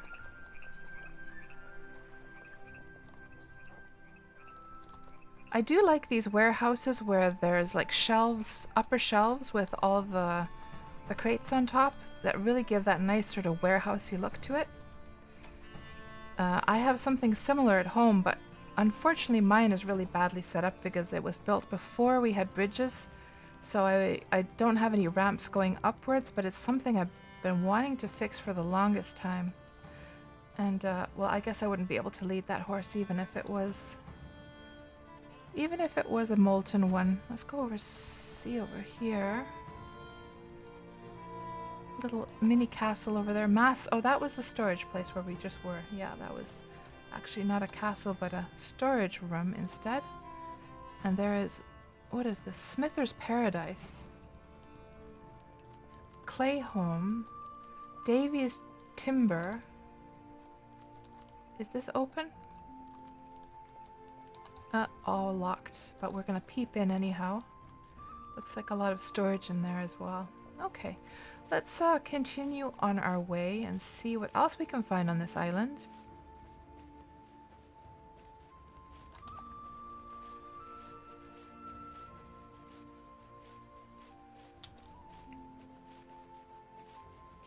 And did I check this hell horse yet?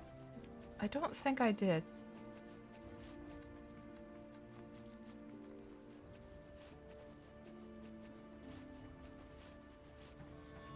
Oh, is it just mainly sand, Du Jensen?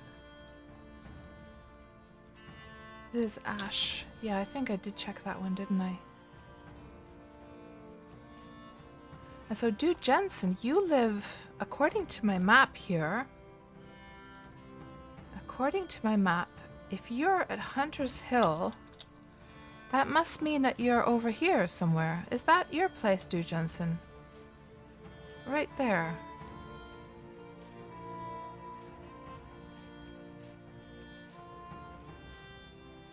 Oh, there's a hell horse. Let's go check. And it is, okay.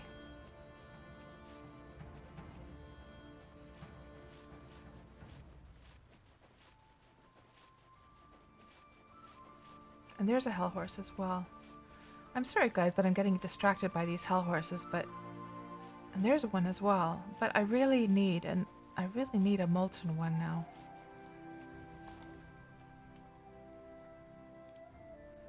That is ash. So you might be wondering, there's another one over there. Let's actually check out the one over here first and then go to this corner after that, since we're going in that direction anyhow. And if you don't know what is so special about a molten hell horse, it's that they are the fastest hell horses, since they have the same speed bonus that the ebony black horses have, which is like a 2.5% speed bonus. So it'd be really nice to be able to breed those. That's an ash. Okay.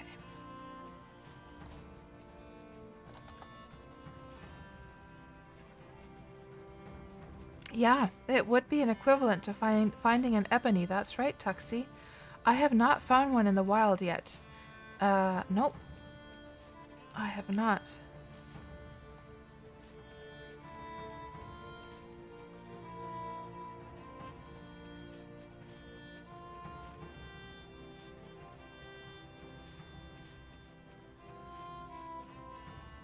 But you never know.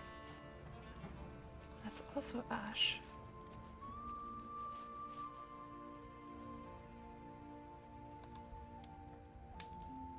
That one is ash as well. Okay, we'll keep our eyes peeled.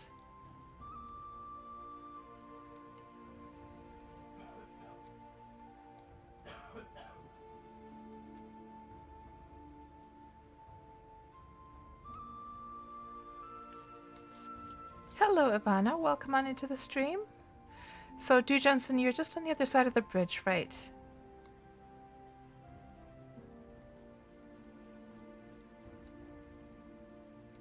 So, it seems that, it almost seems like Beast Wolf has this entire island to himself. Not really seeing anything else going on over here.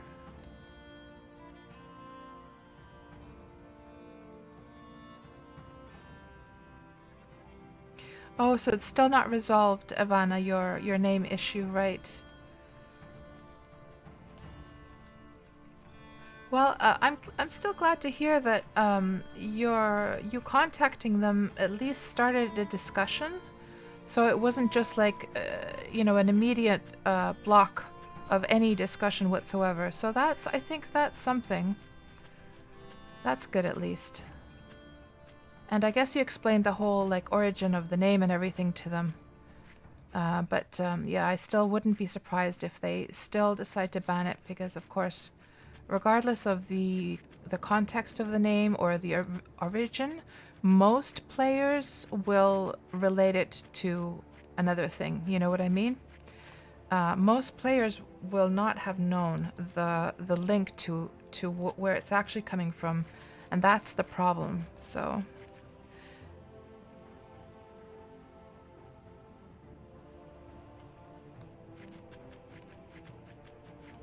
And Kitchi, you sent those screenshots? Okay, I'll check them after this the stream.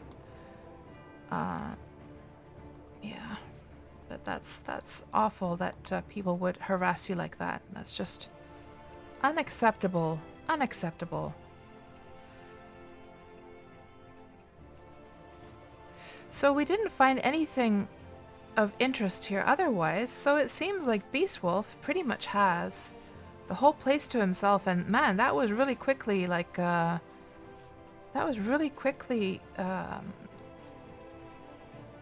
explored, wasn't it? There's not much else going on here, but that's probably very handy for Beast Wolf to do whatever he likes over here. And one of these days he's gonna see that sign and he's gonna be like, what the hell? Cats, what are you doing on my domain? What you doing on my turf? That mean old cats.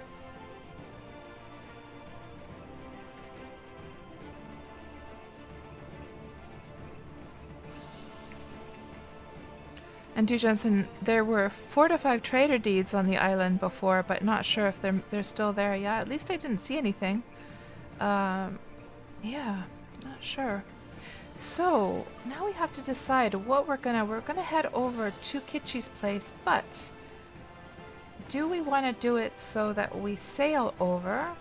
And let's just see if there's anything, you know what we could do, guys? So looking here at celebration map, I mean, what we could do is we could go and explore this as well and just get it out of the way, get it done and finished. So let's do that. That as we sailing over to Kitchi's place. What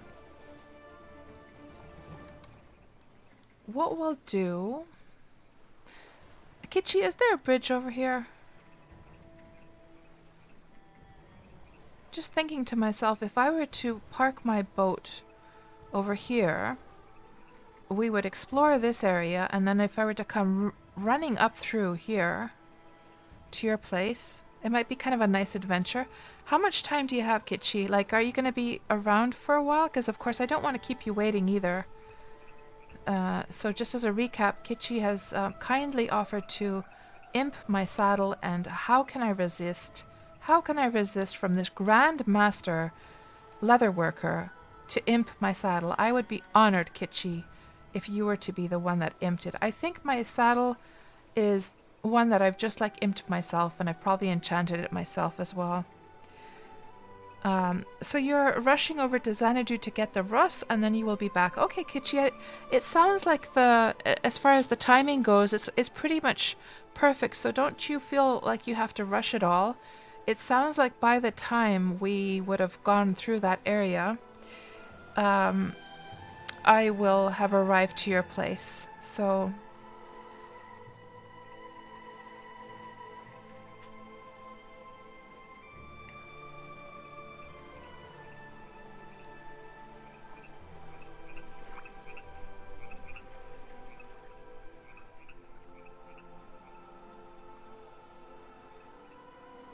No, Ivana, I'm not going to chaos, that's for sure. What we're gonna do is we're gonna park the boat somewhere here, and we'll go and explore this area, and then we'll ride up through all the way up to Kitschy's place. That's what we'll do today.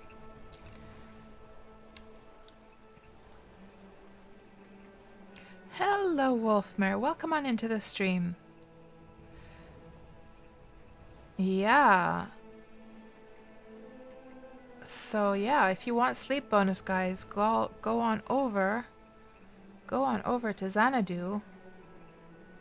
And there is a hell horse. Let's go check and see if it is molten or not.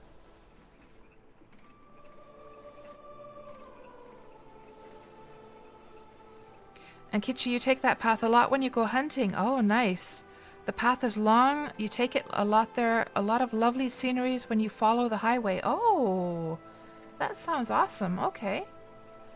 That sounds perfect. Absolutely perfect. So that sounds like a very good idea then. I don't think... How come she's so overloaded? What's her weight right now? 72.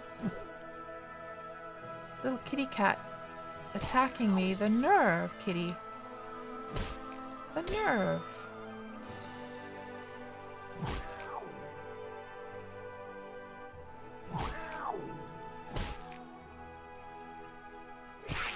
And there's also a goblin.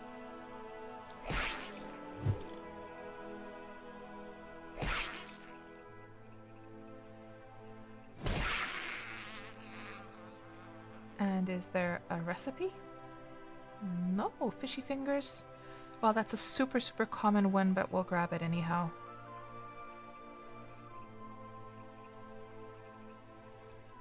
And where's that kitty? Just want to check and see if we can get a nice pelt from it. Yeah, not seeing where it went. It's hidden somewhere in the grass. Now, Hellhorse. I still don't understand how I'm so overloaded here. There's water. Let me just, there's hardly any water there. Oh, it's the anchor. It's the anchor that's weighing me down. Let's just throw it into the ship there quickly. It's 20 kilograms, that anchor, so you don't want to be lugging that around, do you? It's a bit on the heavy side. It won't fit. What do you mean it won't fit? Let's put it inside the cart then. Okay, that's better. Well, it's not too much better, is it? Well, still, at least now we're 50.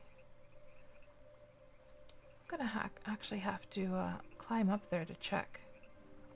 And I'm sure we're gonna stumble across a lot of hell horses on the way as well.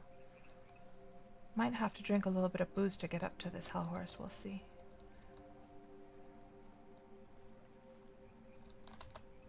It does look like it's a darker color.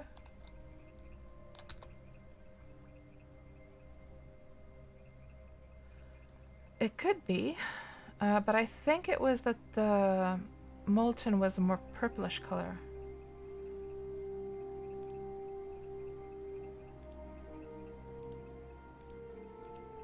Ash, okay. That is not going to do us much good then. EQ, they plant some random treasure after New Year's apparently. I've never found that kind of treasure myself, but they do, the GMs do go around planting those at New Year's every year, from what I know. Yusimith, cat's climbing, get the booze out. Yeah. So you're still making a boat, Ivana, so you can escape chaos. And Kitschy, you've never found a molten one.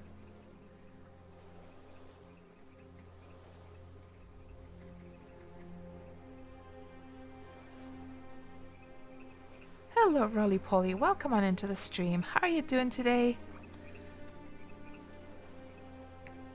Oh, the hidden treasure. Yeah, Kitschy, right.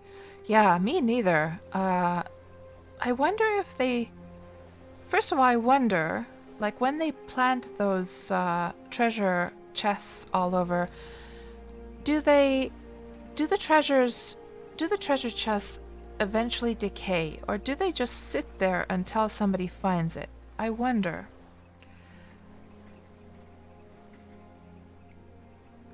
And Roly Poly, you're trying to quickly burn all your sleep bonus so you can go and get some more. Yeah, I was trying to do the same thing last night. I was grinding my cooking skill last night, and I only got my meter, my sleep bonus meter down to half full. And then of course, today we had the Wurm Roulette stream, so I just prayed before starting the stream, so at least I could, make use of the half of the bar. So Wolfmare says that in past years, the treasure chests have decayed, right?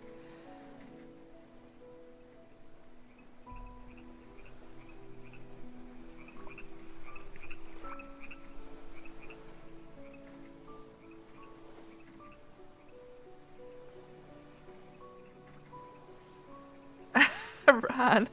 You had to look on chat, play Worm, and you randomly heard, get the boobs out, when I said booze. Yeah, I'm afraid that this little avatar does not have boobs. And Vash asks, there's hidden treasures in Worm? Yeah, so at New Year's the GMs will hide it, yeah. Yeah, I wonder if there's anything on the Wurmpedia about that, guys. Let's have a little look-see here. Treasure. Nothing there. Large treasure chest. These chests appear randomly on elevation only as rare or supreme chests containing random items from a predetermined loot pool. These items may be as rare as adamantine or glimmersteel or sterile lumps, star gems, and even strange bones. Items more commonly found within these chests are iron lumps, leather, wemp, cotton, source crystals, charcoal, lockpicks, gems, and random traps. Rare chests are the basic ones and can have as little as 3 iron, 3 leather, and 3 wemp, where one will have to find a supreme chest in order to find something much rarer, like a strange bone. So it's only talking about the PvP, the elevation server. So I wonder, how come they're only on elevation then? But that's still a different thing from the ones that, like, I wonder if the treasure chests that the GMs plant, I wonder if those contain the same items as on elevation then. Huh. But yeah, I have seen these treasure chests because I've spawned them in Wurm Unlimited. And we can actually just do that while we're sailing. So let's just fire up Wurm Unlimited quickly. I'll show you guys what that looks like. It's a pretty cool looking item.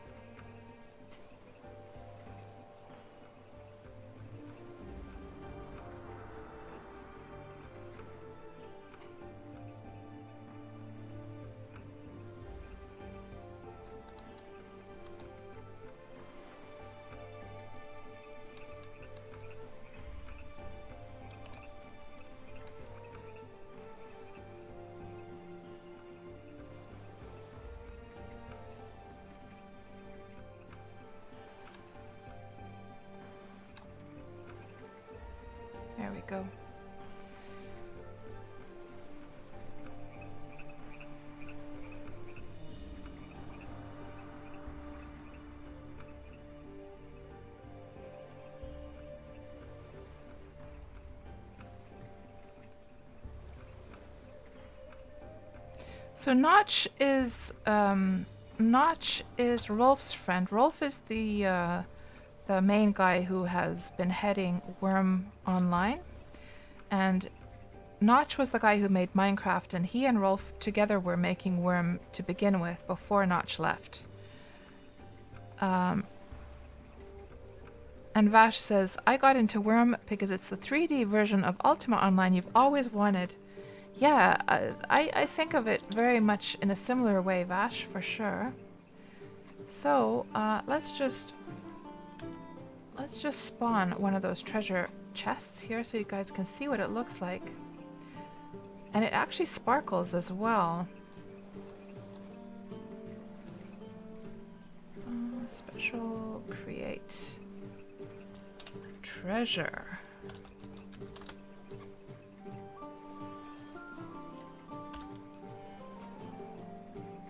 And just set that down.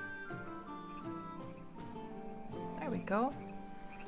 And I'm not sure. Oh, it is sparkling. It just took a moment for those particle effects to. Let me just rotate it as well. There we go. Just open this full screen so you guys get a better view. That's what the treasure chests look like. They got these cool like lion emblems on the rings there, and then you can open it. And oh, we got an achievement, treasure hunter. So that's the front of it. Let's just try opening that again. It has gold. Look at all that gold inside, guys. Look at it all. Oh my gosh. And we actually see what's inside.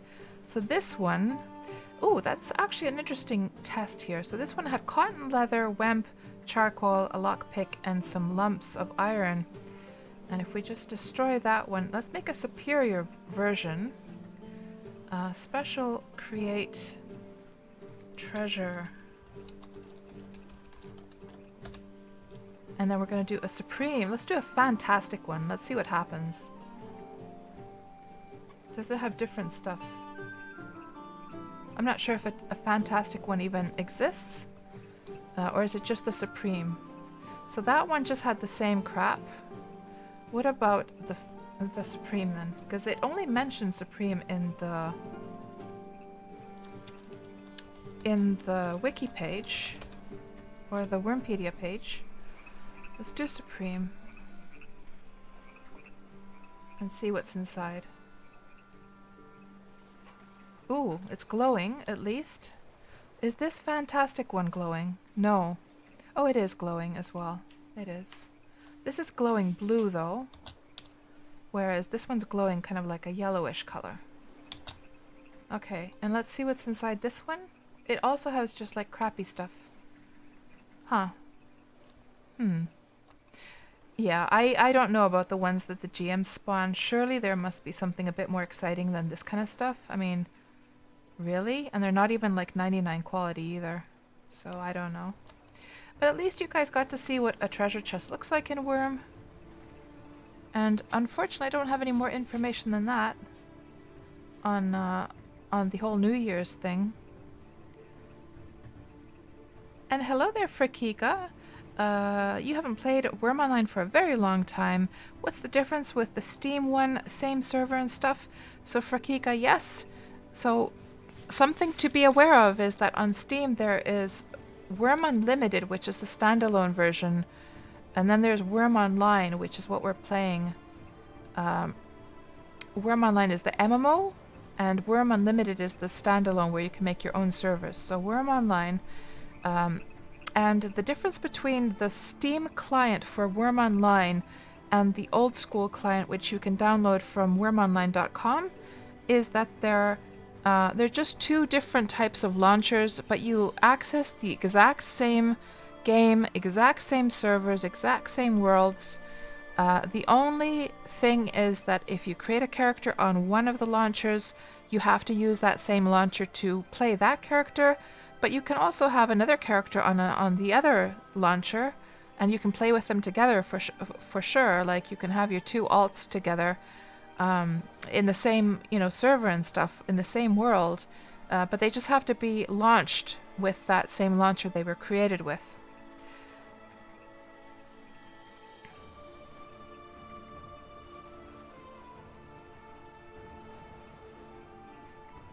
And these new servers that Kitchi was mentioning through the Steam launch, you can access those new servers also through the old launcher. Because when you create your character, they do the new characters start off in the tutorial area, and that is where you decide, regardless of what launcher you have, that's where you decide what server you want to go to.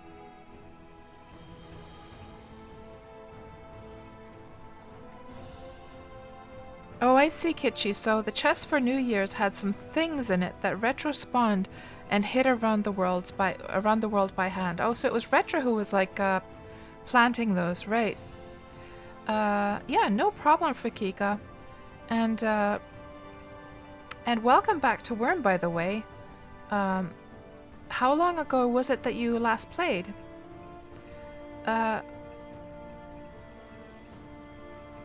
Yeah, that's a good point that Scarred Vulcan brings up, is that, and this of course has nothing to do with, the launcher per se, but something to be aware of is that the new servers and the old servers, now regardless of what launcher you use, the new servers and the old servers are not connected.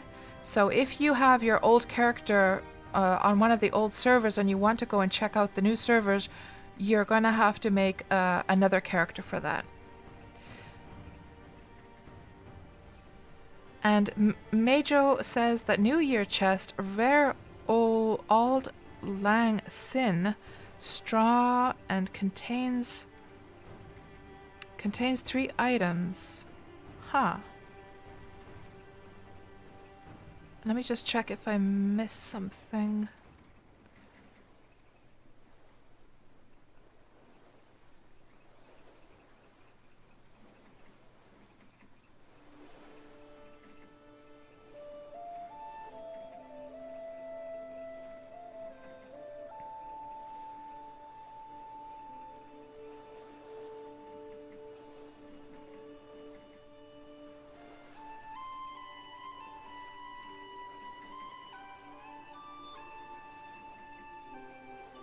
And Ivana, you were saying earlier on, ooh, we should all be streaming Wurm in the Minecraft category. Oh my gosh. Yeah, I guess that would be like a fun experiment to just see all the like Minecraft people come and discover Wurm. But as far as I know, Twitch would not be happy if you do that. I think you can actually lose your account if you do that kind of thing regularly. So yeah, not the best idea, but fun idea regardless. So, let's do this. We're just about to enter this area here, and I'm just thinking to myself... So I'm imagining that this peak over here is probably this thing. So what we'll do is we'll just sail until we start to see the sand, or is this step? I'm not sure. Once we start to see that, we'll park our ship somewhere here and start running through the desert up northwards. Yes.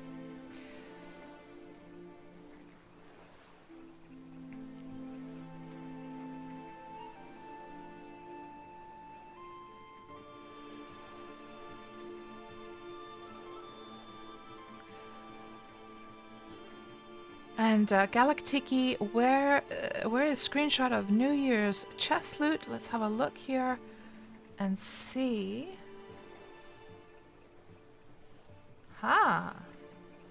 So, left front hoof good luck shoe, light of hope necklace, and rare champagne. That is cool. And this was posted January 1st, so that was right after New Year's. That's so cool. Thank you for sharing that, Galactiki. That's very interesting to see. Huh.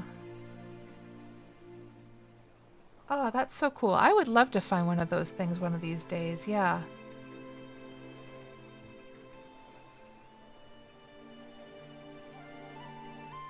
So, Frakiga, the last time you played Wurm Online was more than 4 years ago.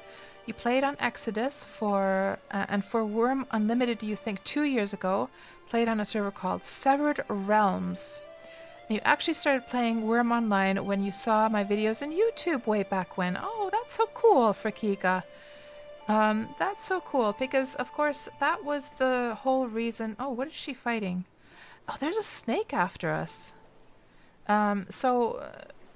We better keep our... Yeah, she's... You know what? Let's just get rid of this nasty old snake.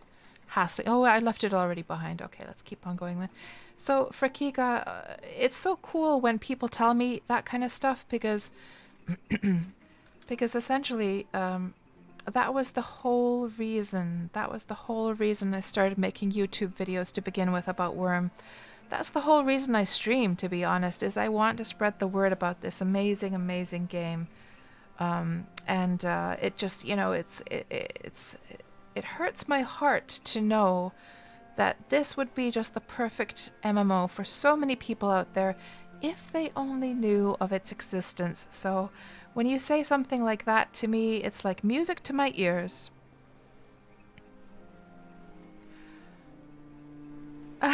Kitschy. You're rushing back to your D to clean up a bit? Aww. Oh, come on, Kitschy. You know how it is, like in real life as well, when a friend comes over and you're in this mad rush to clean up everything. But then again, it's more personable, I think, when if there's a little bit of human mess around, you know, a little bit of lived-in quality. It's more cozy that way. And Vash is asking... how hard is it to make a priest, and should I start a new character for it? So Vash, your priest is definitely going to have to be a separate character from the one that you want to use to build, terraform, craft, because there are certain abilities that the priests cannot do, that they cannot perform once they become priests. So I wonder if this would be a good road. Let's go through here, guys. We're getting very close to the area that we need to. There's that big mountain that I was showing. So when I was showing on the map that we need to go up through here, you see that mountain right there? I think that's the one. I think that's the one we can see up behind. I know it's like hard to see now, but let's park over here and hopefully this will take us up over the ledge there. And hello, Force Chuckle. Welcome on into the stream. And Vash, about how hard it is to make a priest. Well, the process of making a priest itself is not too hard, but then it's just a lot of grinding and work to get the priest skills up. As far as getting their faith up, it's handy to do sermons together with other priests. Then you need to get your channeling up to be able to succeed better at your spells. So there's a lot of things to do. It's a completely different experience from... oh yeah, I remember I put it in the cart, didn't I? It's a completely different experience from playing your normal character. A completely different experience. There we go. Perfect. Now, horsey, off we go.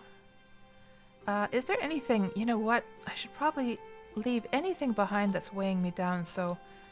Let me just stick those gate locks here. Oh, they don't fit. Okay, let's put them here then. Anything that's weighing me down. I don't really see much else. Wait. The cotton is the main thing, but I'm going to need my cotton anyhow. I guess what I could do, let's just pour this on the ground. We'll set the measuring jug to 2 kilograms instead and just refill that.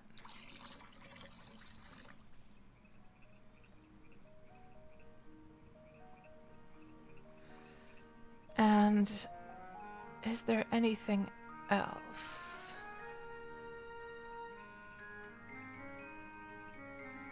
Not really.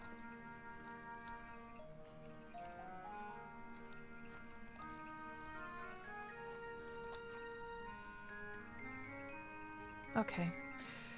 Yeah. That'll have to do. Okay, off we go. So Kitschy says a priest can build. The problem is a priest cannot improve. Oh, I see, Kitschy, right. I didn't know that priests could actually build houses and stuff. Okay. Exactly, Ron. I've got the messiest shed ever. That's right. Is there going to be a way to get up? Here we go. There is the big step area. Now, let's keep our eyes peeled. Ooh, Hellhorse time. Let's go and see if we can find ourselves a molten horsey.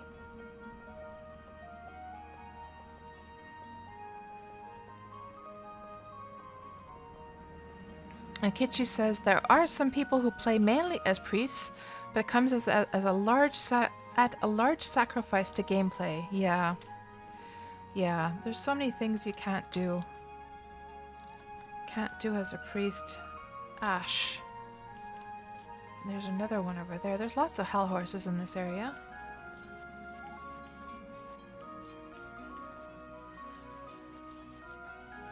And Vash, your deed looks like Sanford and Son's backyard.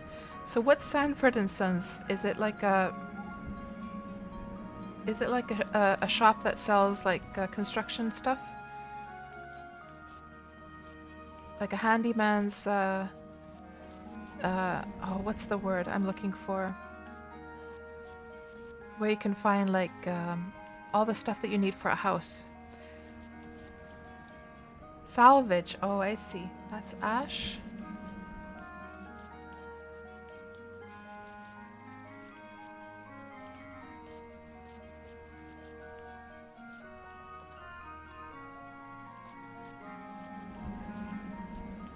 And now we come upon the lake, so we have to make a decision here. So we're coming now, guys, to this area. And I'm thinking to myself, yeah, it's definitely the left side that we need to go on. Okay, I think that's pretty clear. Left side it is. Hello, Pandylin. Welcome on into the stream. If I didn't already say hello to you. It was an old sitcom in the 80s about salvage. Oh, I see. Okay. Yeah, I haven't heard of that one. Probably in North America, right? By the time I was in Finland, I left Canada in 1988. So I've been completely out of the loop of all the North American shows after that. TV show where they were junk dealers. Ah, I see.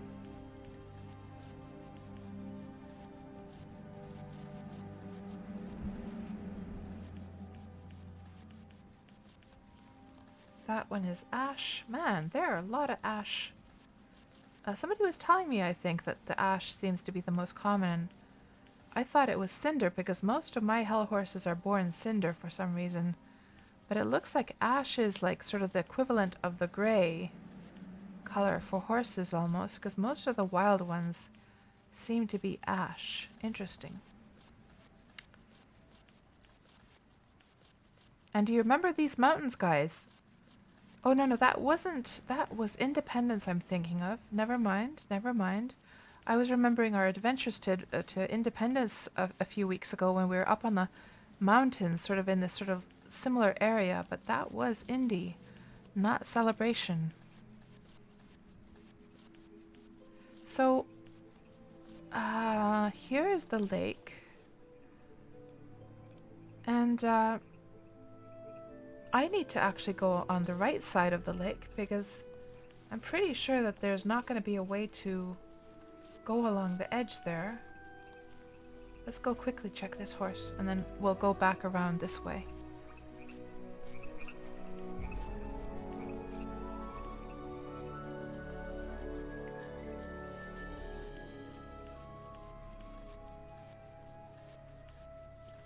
Oh, Johnny says that there is a way. Is there?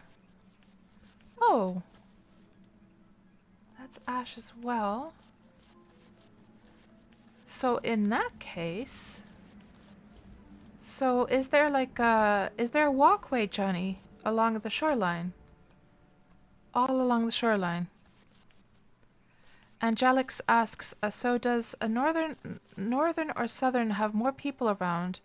So Jelix, you're going to mostly find, you'll find a veteran and most of the new players are on the new servers, and mostly you'll find the old veterans on the old servers. In other words, Northern Isles are the new servers, Southern Isles are the old servers where we are now. And something to consider is that the sort of atmosphere. So the atmosphere on the northern servers, in other words, the new ones, will be more of this kind of what's the word that I'm looking for?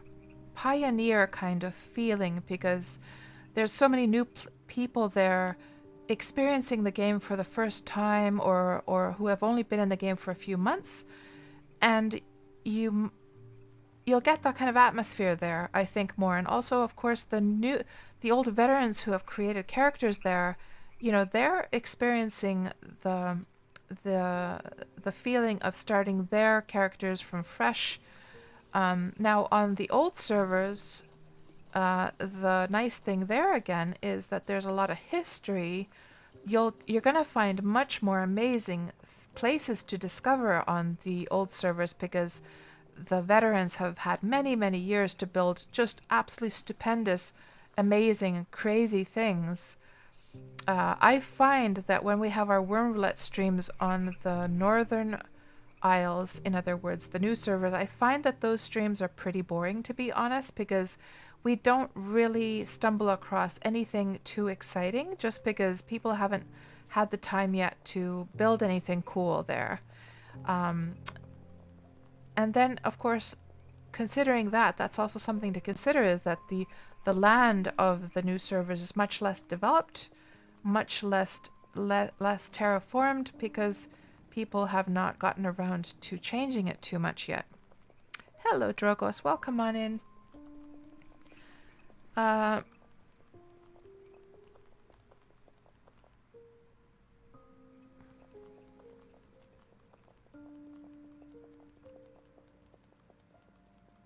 Yeah, Vash. Xanadu has a lot of cool places. That's for sure. Let me just scroll up and see what I missed here. So it sort of depends, Jalix, on what kind of experience you're looking for.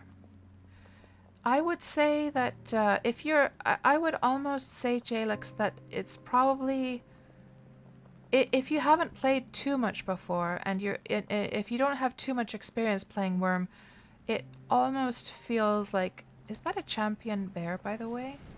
Ooh, is that like, that's a fog spider. I've heard that these are really fierce. Are they really that bad though? Oh, she doesn't have any stamina, guys. Let me just get my water up as well.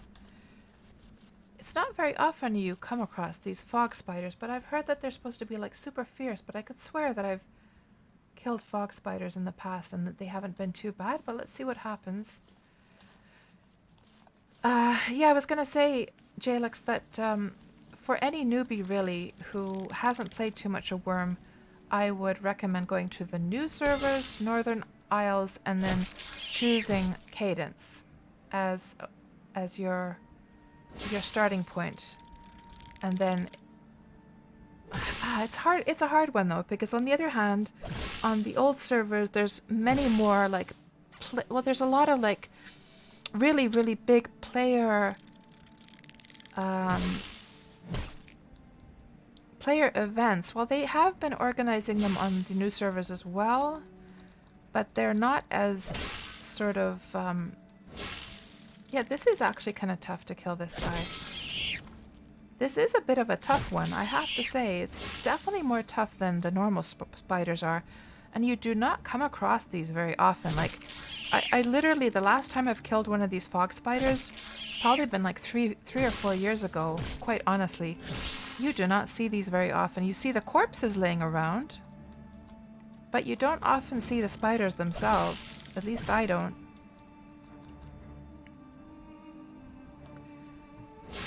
And as far as how many people are around Jalix, I would almost say probably the new servers have more people.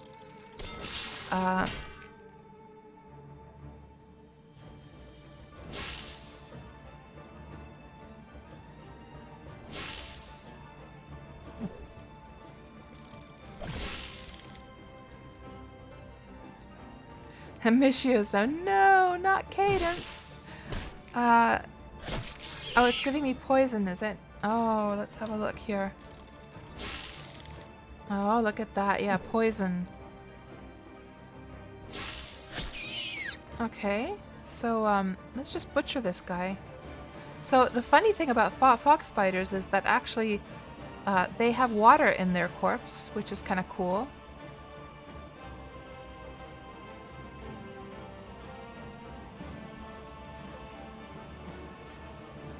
And none of these poison bites are very bad, so they're all healing, so I'm not even going to worry about those. And for butchering, we didn't get anything exciting, we just got some meat. I'm not going to even bother taking that meat, to be quite honest. But was this a champion? Yeah, old champion bear. Let's go give this little guy a whack on the head. And Tuxie, you haven't seen a fog spider since you came back to the game almost a year now. Yeah, they're pretty rare, aren't they? It's been a while for me as well, for sure. This guy seems super easy. Look at that. One hit, and I already did that much damage. Crazy.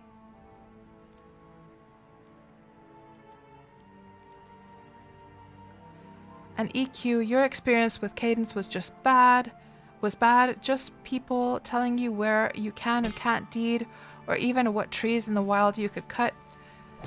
Well, EQ, there is like a kind of like there are some sort of like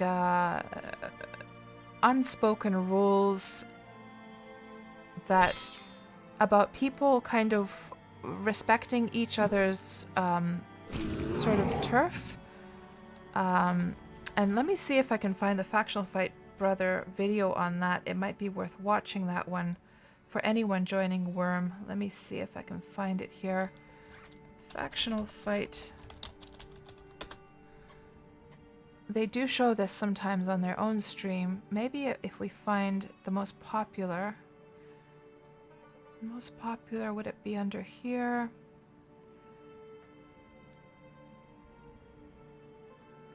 Newbie edition. Hello, my name's Brian. That's my brother Adam. Wait. I think we're on the wrong stream. Does anyone remember the title of that video, guys? Was it? No? What the heck was it called? If I put perimeter... Does perimeter griefing need to be fixed in Wurm Online? Don't mess with deeds. Here's the one. Here is the video. How long is this video? Let's see.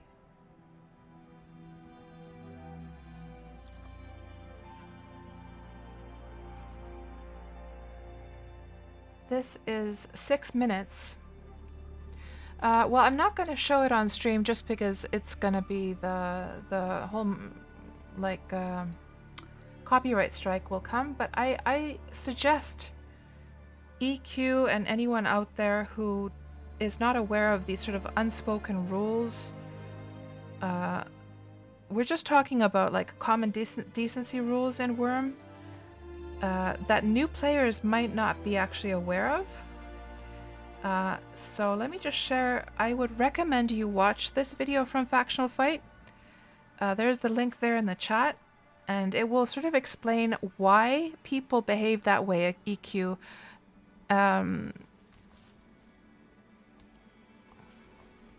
Yeah. Because I think a lot of people would have reacted who didn't know that stuff, who just thought that the only rules they have to follow are the game mechanics. Like if the game mechanics allow, then they feel that they should be able to do the thing, right? And EQ, you're saying that you know all the unspoken rules, but in your case it didn't apply. Just people thinking they own the whole server is what you experienced. And is that a hell horse over there? Let's go see. And there's another fog spider, guys, but I'm not going to bother with that one. It's not like they dropped anything too exciting.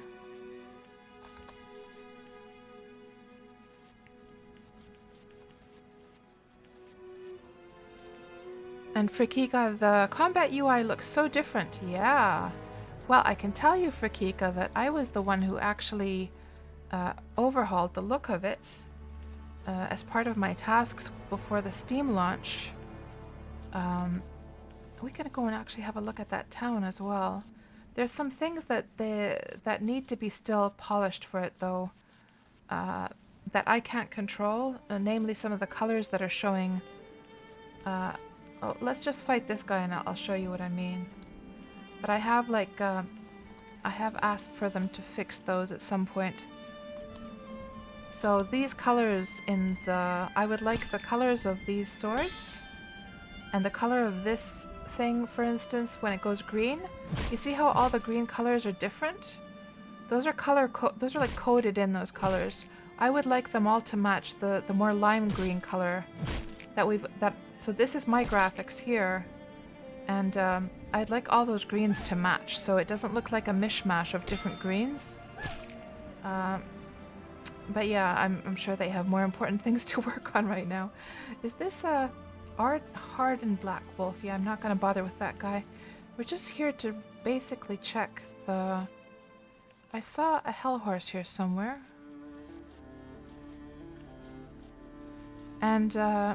And yeah, it felt like the old fight window UI really needed an overhaul. So they changed the oh, we meant to go and check this place out, actually. Let's go see this place quickly. And is that the hell horse I wanted to check? And is that a champion? No, that's the hardened one, isn't it? Yeah, that's the hardened one. Here is the horse I wanted to check. Or did I check it already? I think I did, maybe. Maybe I did. Ash, yeah. Just like equivalent of the gray.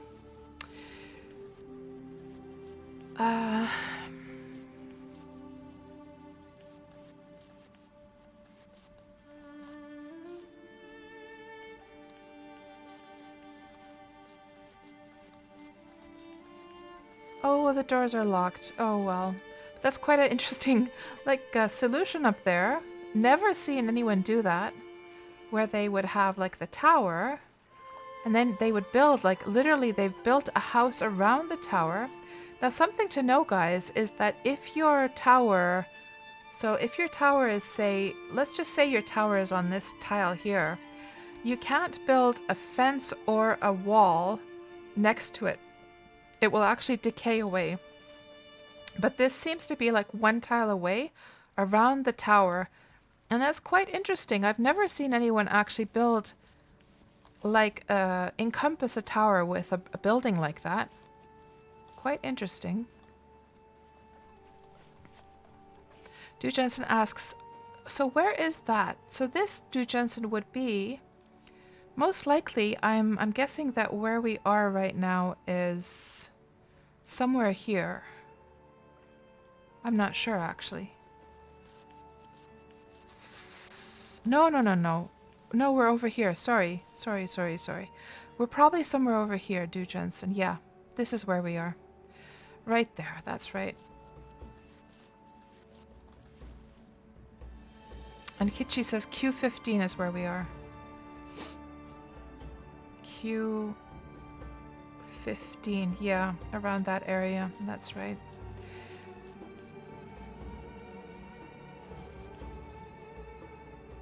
And Kichi says, no, that's roly-poly. It's rare to see a dirt pillar not look so terrible. You don't hate that, though.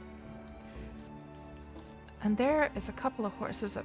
No, that's again the wolves.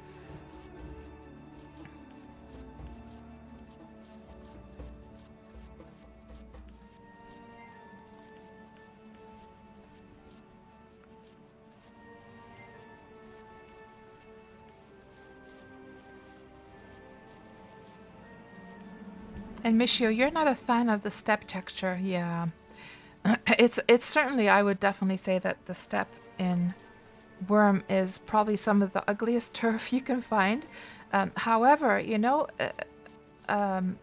it's kind of cool for there to be ugly stuff to give that satisfaction of when you replace it with nice lush green grass. then you get that feeling of satisfaction that, oh, it looks so much better now. So you wouldn't want actually everything to look pretty.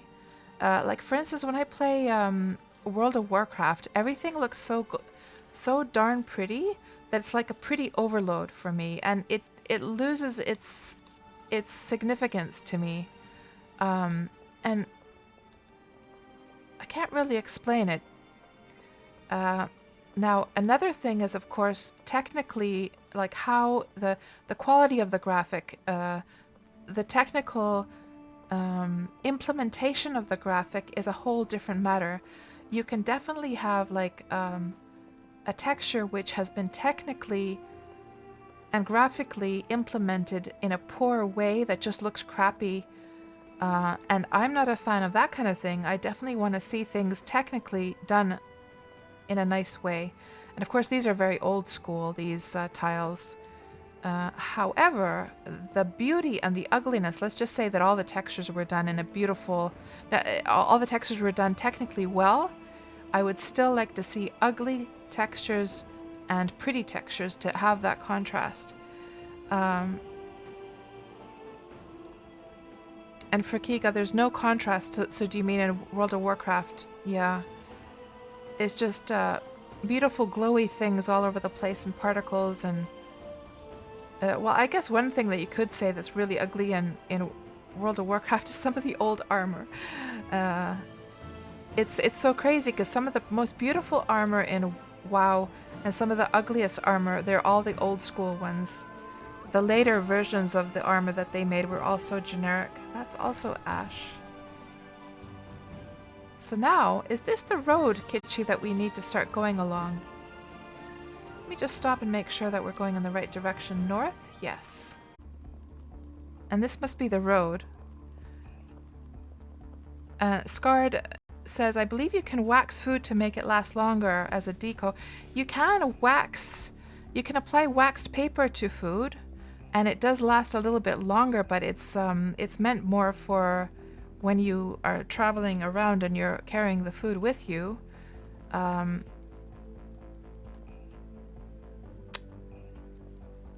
But people have been suggesting being able to preserve food to be able to decorate with it.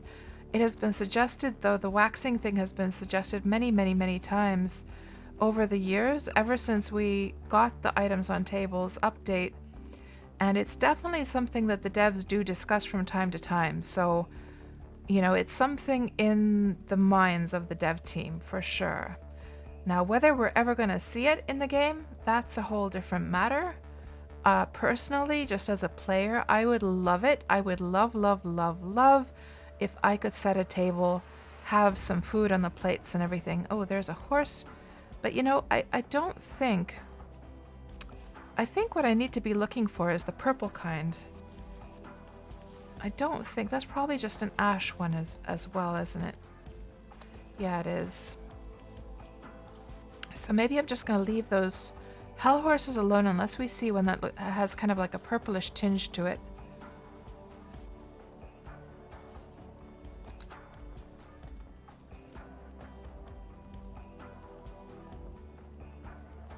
And I see now what Kitchi means about the beautiful landscapes that you sort of pass by as you're...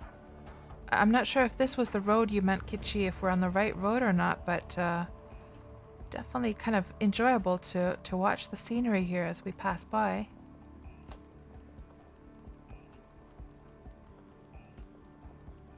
Somebody has a big place up there, it seems. Man, look at all these lavender bushes. Holy moly. That is a lot of lavender. I haven't even gotten to the nice parts in the forests. Okay.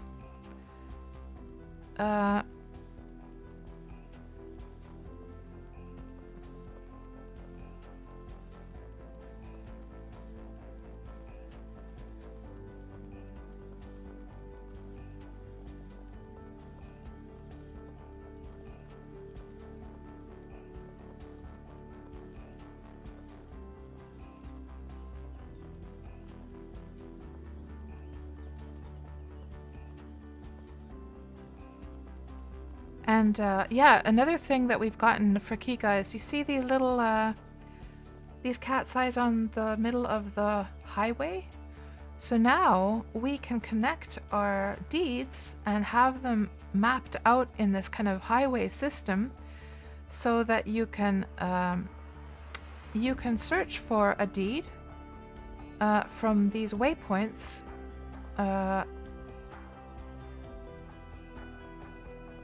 And we should probably set it for Kitschy's place. Kitschy, what was the name of your place? Let's just show this in practice, how this works. So, find route. I just forget what was it called.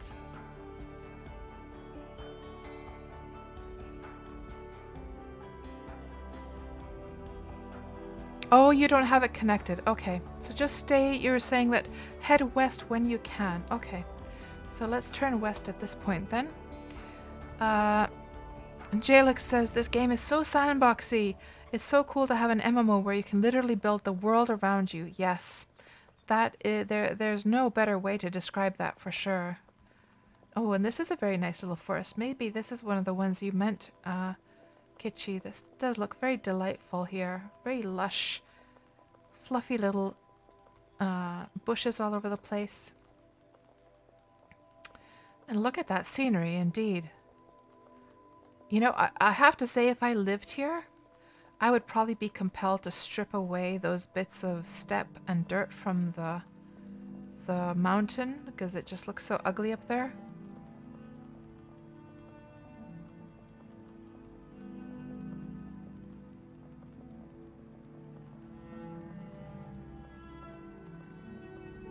And you've been meaning to get it connected, your place connected to the highway, right? Yeah, Kitschy, you know, I've never experienced having any of my places connected to the highway yet. But definitely once we get the sandstone, the sandstone kingdom thing done. Although, to be honest, it probably is not going to be connected to any bridges. Oh, I don't know. We'll have to see. Then again, it would be kind of cool for people to be able to get there by foot. So maybe we might have to make a sandstone bridge connecting it to the mainland. We'll see. We'll see what we do.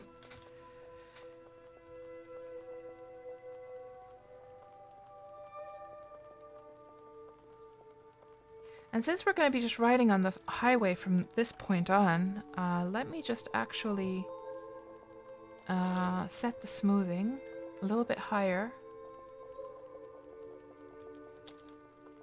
So, Kitschy, should I now start to head north at this point?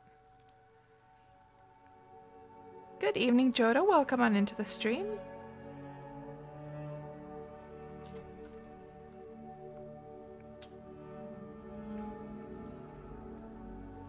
Yeah, Scarred. Yeah, I forgot to mention that also this highway system for Kika, you can actually send, if you have a wagoner on your deed, you can send and receive crates and things from other players, and then the crates just move along the highway to the other player.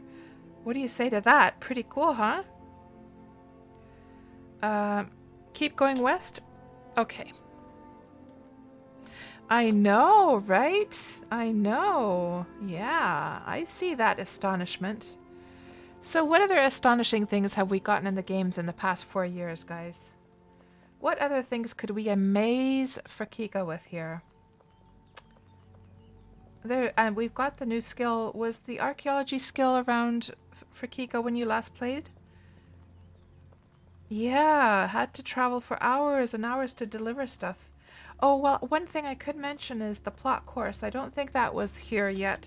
But basically, when you're on a ship, so back in the old days, you had to look at the map and see how they were connected, the different servers, to change over. And here's something I can show as well. I'll talk about the plot course in a bit, but you see how I'm sort of going a little bit off. Like, you know how you always had to kind of straighten yourself out to be able to run straight? Well, now if you press down, so there's the outer run, which is probably familiar, but if you press it down a longer time, it will correct itself. You'll correct yourself on the direction. So now I'm not quite straight. Hold on. If I go a little bit like this, you see how it corrects itself. So that way you can make sure that you're always going straight. Hello, Taiki. Good to see you. How are you doing? How are you doing, Taiki? And the plot course thing, yeah. So Taiki, what we're doing is we're explaining to somebody who has been away from Wurm for 4 years and is completely astonished by the changes the game has had since then.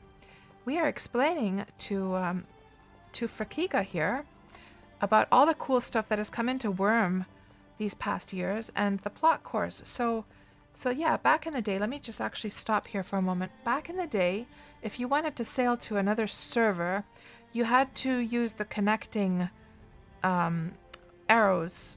So if you wanted to get to Independence, you would have to go from the west side of Xanadu and so forth. But these days, you can actually plot your course on your ship, and you can cross any server border to go to the correct server, which really, really makes life easier. Yeah, the new skybox, yeah, and also these rays of light that come through the trees. This came in the springtime as part of the new volumetric lighting. Look at how cool that looks, huh? Just check that out. And of course, the nighttime, it looks so pretty now. It is literally so gorgeous now, the nighttime. And also we have the faraway trees. This is not the best. Oh, there you can see trees really far away. Now that was also a rather relatively new update to the game as well. And we also have a new water system in the sea also. Yeah, it will sail to the correct server. So just as you're crossing the server, well, you can plot your course at any point, of course, but it will sail to the server that you assign it to. Oh, now we're going in the wrong direction, aren't we, Kitschy? I'm on Nasiwa's highway now. I think I am going in the wrong direction now, because now that's south, isn't it?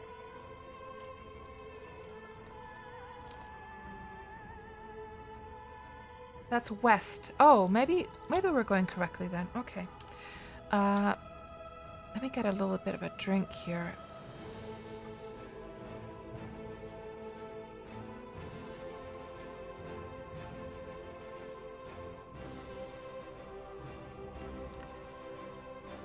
Still right way? Okay, good.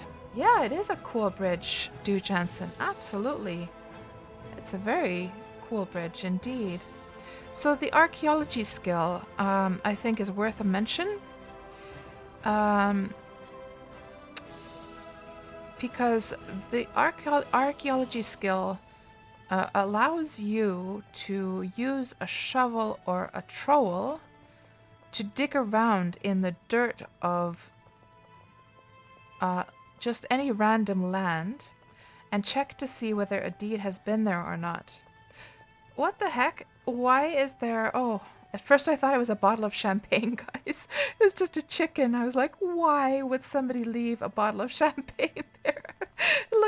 That chicken from behind was exactly like a bottle of champagne. Oh my god. Oh. Yeah, Cats is just drinking too much booze during these streams. But what did I mean to say? Oh, hydration time. There's a bottle of champagne.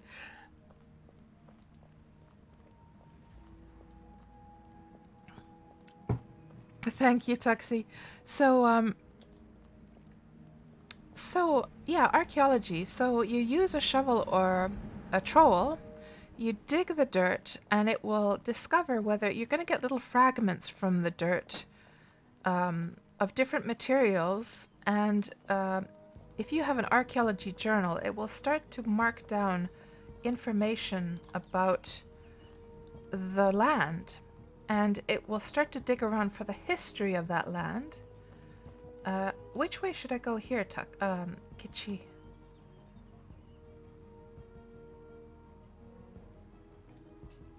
I don't drink the chicken. Exactly.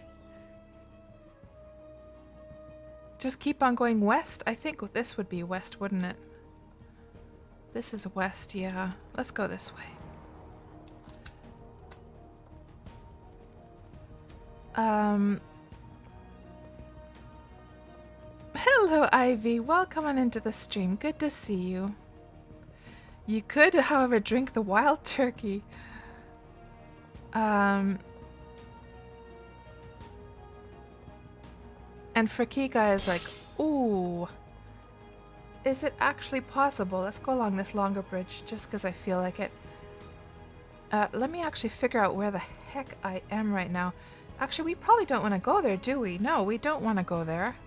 Because we're trying to get up here. Or is this your place already, Kitschy? Head north. Okay. Yeah, that's this thing, isn't it? Or what is this? Hold on, there's some... No, that's this thing. This round one. And Kitschy's place is up here. Yeah. Okay. Let's go over here. Yeah. K10 is what Du Johnson is saying. Okay, yeah. That's that big splotch of an island, right? Yes, exactly, Frakika. So, it is possible for people to learn not only your name, who owned the deed, so even if the player had quit years and years ago, even if their deed was... So, the way that this archaeology, system came about was because the programmers sort of, realized that, guys... We actually have logs of all of the old deeds and the deed owners in our system, that the game has logged it from years and years and years back. I'm not sure if it was all the way from the beginning, possibly. And considering that Wurm is 15 years old, that's a lot of data. And they start to think to themselves that, with all of this interesting data about previous players and previous deed owners, should we not make use of this this information? And so they started to plan an archaeology skill around this information. And yeah, so that's really cool. Hello, Behind Jars. Welcome on into the stream. We are exploring the server of Celebration today. And the map took us to... where the heck is it now? See if I can find it for you. I have so many browsers open here. The map, or the marker was landed here on this island of Celebration. We already explored it. Then we sailed west. I parked my ship and we started running through here.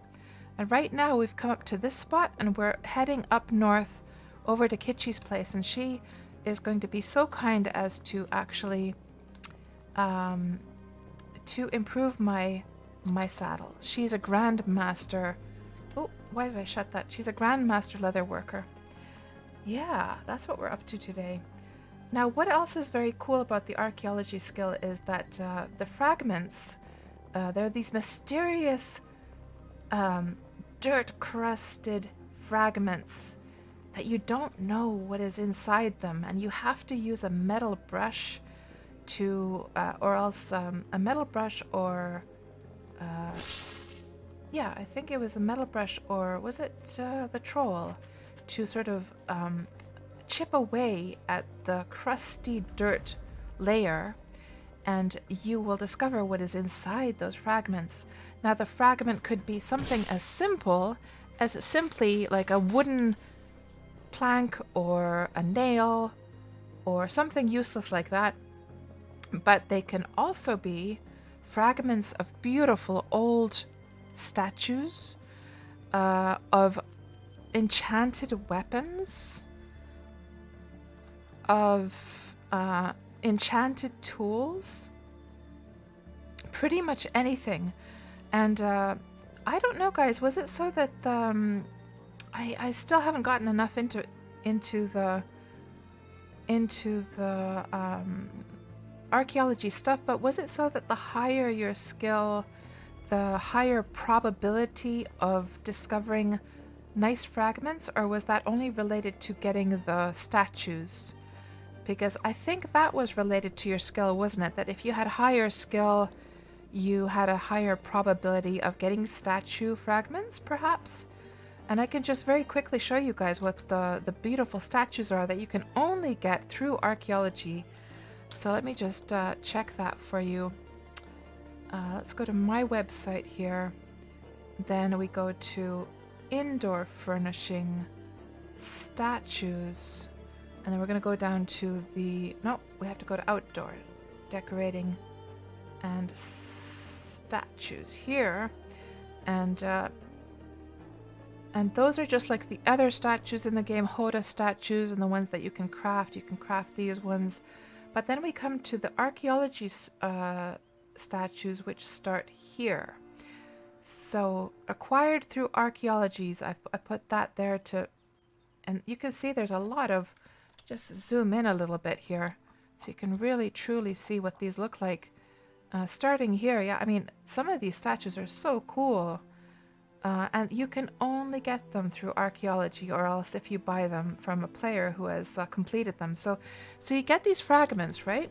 And you have to combine them, so it will say how many you have to combine together. So let's just say, and just a side note, this was where I made my very first deed in Wurm, guys, in 2013, or was it well, I started the game at the end, yeah, it would have been in 2013, yes, and probably in December when I created a deed. So if I had like a trowel with me, or else, I have my shovel. Wasn't it that you can use a shovel, guys? Oh, but I don't have my archaeology journal with me, so we won't discover about my old deed there.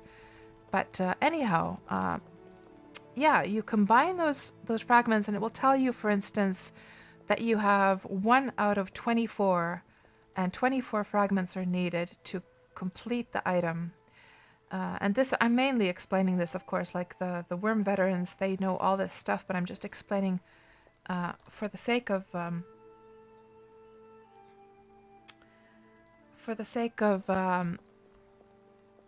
for Kika and anyone else there who isn't aware of this archaeology stuff. Looks like we're going to have to go around. There is a bridge over there, so let's try and get to that bridge. Oh, it was the chisel. Okay, thank you. Thank you, Tuxie. Stone chisel or metal brush to clean away the dirt from the fragments. Anyhow, then in addition, I mean, the coolness doesn't even stop there. In addition, if you have an archaeology journal and you start to discover, so each time you inspect that place, you get more and more information revealed about the deed. And then eventually you will be able to dig up a cache, a little treasure box that has some cool stuff in it. So it's a very, very cool skill to have, for sure. And you appreciate the explanation, Frakika. Well, my pleasure to explain that all to you. Especially because, you know, here we are just like running along, so this is a perfect opportunity to explain that kind of stuff.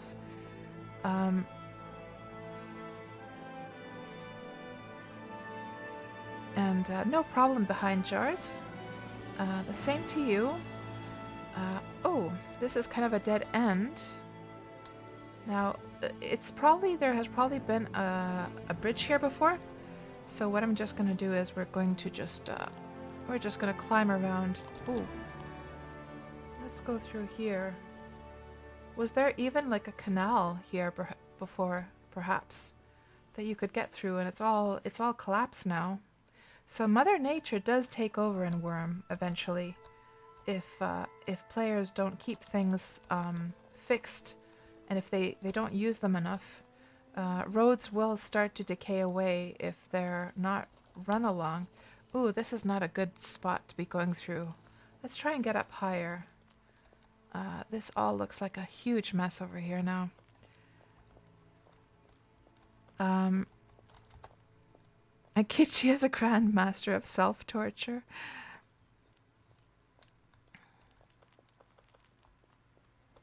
Ooh, Taxi, you successfully identify the fragment as a statue of a drake fragment. Ooh, that's a nice one. The drake fragment is super, super nice. So it's this one, isn't it? Oh, you lucky ducky. Now, of course, it does require Tuxie now to go out and find more fragments they're very rare, the ones for the statues. So she's gonna have to be lucky and find more fragments of that that Drake statue. Let's just see if you guys answered my question about the probability stuff. Oh man, this road is not the best, is it? It's kind of wonky. Hold on, let's go down here.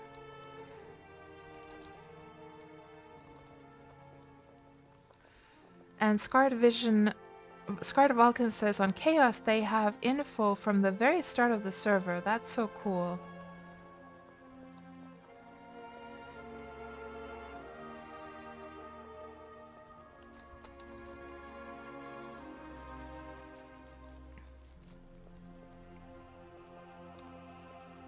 Let's go through here.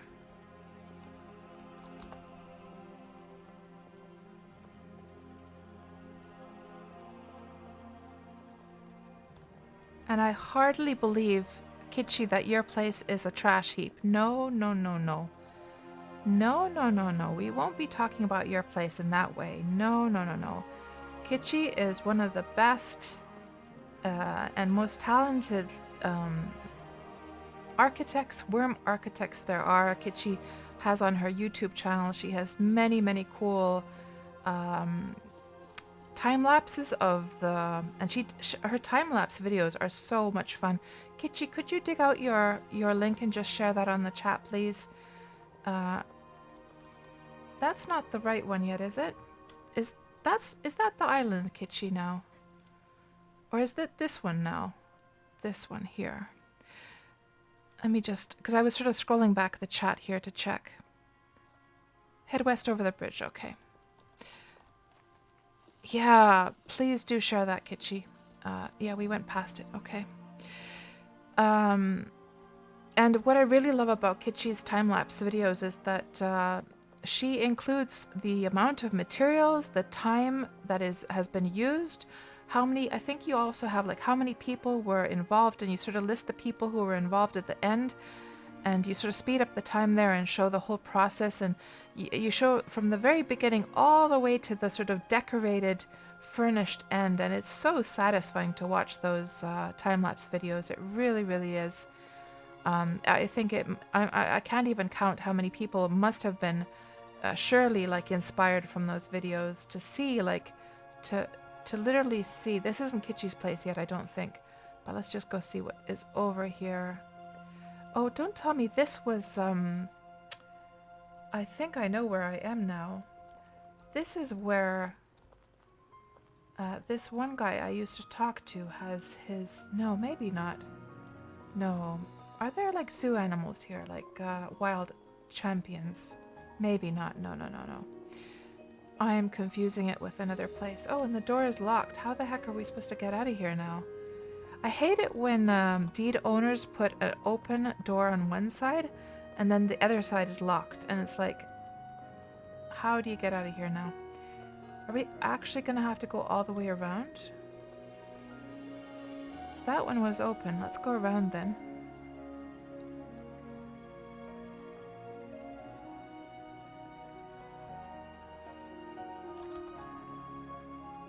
So let's do some tests of speed now, because Kitschy's going to be like improving my saddle. So let's just check here the speed when and let me just get everything. Not that my drinking or stamina has any effect on the horse, of course. That actually rhymed. But let's just see what the speed is here. So 2664, 2664. Like on a completely flat tile, 2664, 30, 30.24. So it varies, of course. There's a random, it will throw out different random like speeds. Now once Kitschy has gotten that saddle imped up, it'll be interesting to see the difference in speed. 30.24, 24.48. You can see it here, by the way, guys. If you're new to Wurm and you don't know, you can. It doesn't necessarily show by default. You have to access it by toggling speed by right-clicking.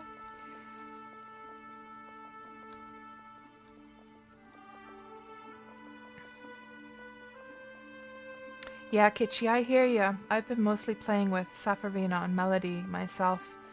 Poor Milena hasn't gotten very much attention lately, I have to admit.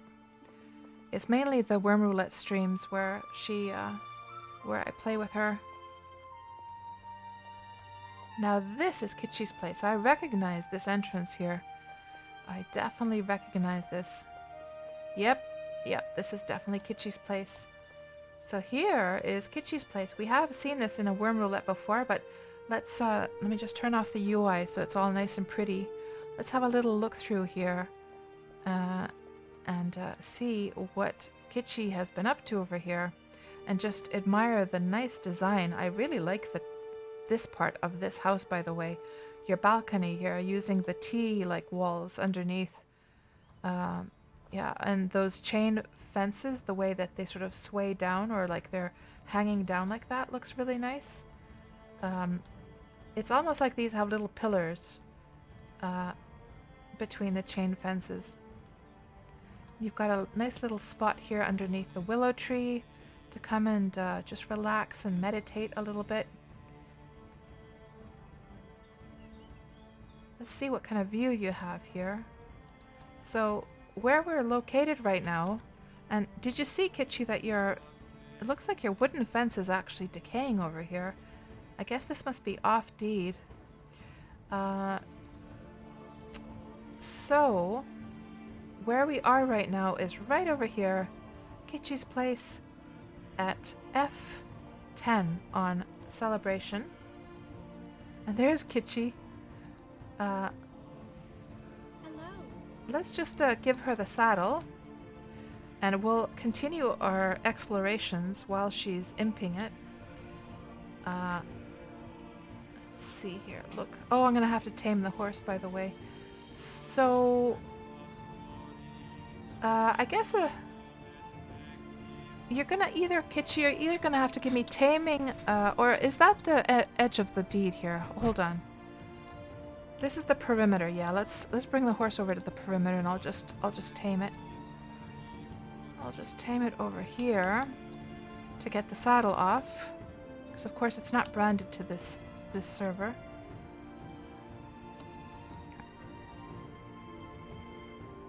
And let's take the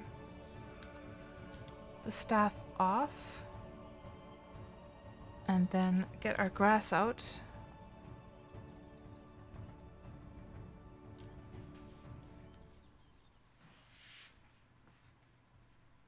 And for Kika, the horses have spots. Yes, we have lots of horse skins these days. We do. Lots of different horse colors now. So, and a horse breeding is one of the most favorite things that people like to do in this game. It's the main way that I actually make money and pay for my game is by breeding and selling horses. So it was a test that you did a while ago, Kitschy, right?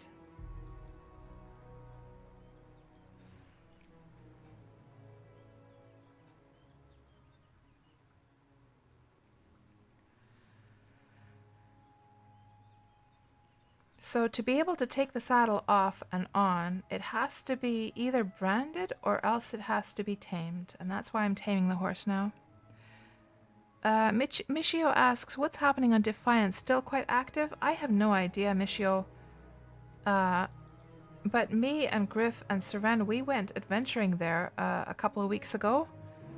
Because we wanted to go and get the sleep bonus from there. We had such a grand adventure over there. Yes, that's right, Taiki. That's right. Oh,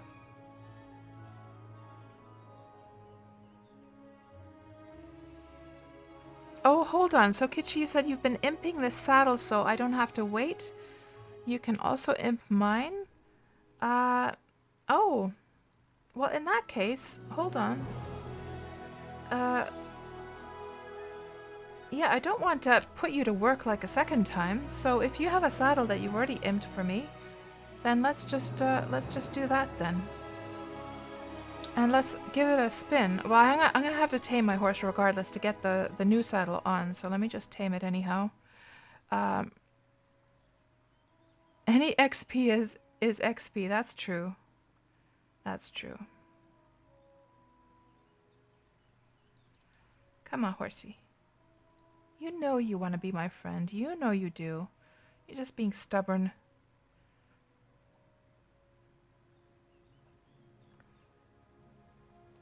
Oh, crap. Okay. So what to do if you're trying to tame and then it goes aggro on you, just go far enough so that it goes blue like that. Make sure to do the no target so you're not targeting it anymore. Otherwise you're just going to start hitting it when you come back, and then just try again. You can, of course, just keep on trying to tame, but you might get interrupted by the animal. I really need to scale up my taming, that's for sure. Come on, horsey. How come you're so stubborn? How come you're so stubborn? You know, something on Ultima Online is that when you tame a horse or tame an animal, and then it goes wild and then you tame it again, each time you tame it, it actually gets harder to tame.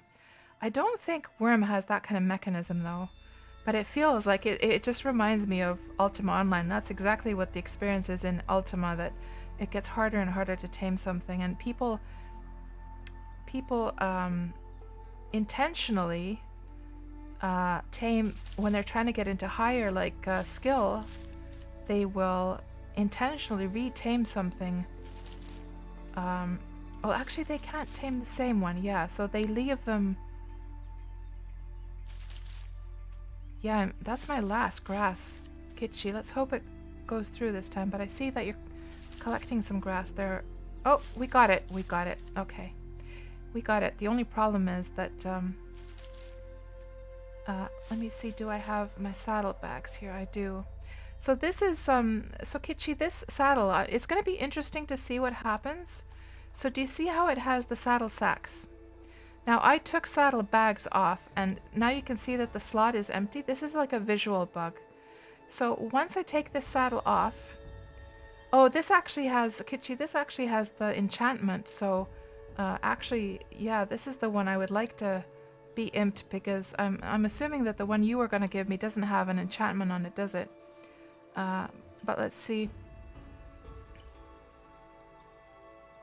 Oh, it has Woa. Okay. Woa 85. So this one is 87 quality. Thank you very much. Let's just check out the... Oh, and it has a tin rune of Venora attached, so it will increase the chance of increasing rarity when improved. Oh, very nice. Wind of Ages 85. Okay, thank you so much. Let's try this out on the horsey then. Let's see how fast it goes this time. What did I say that the speed was? It was like just under and over 30, wasn't it? And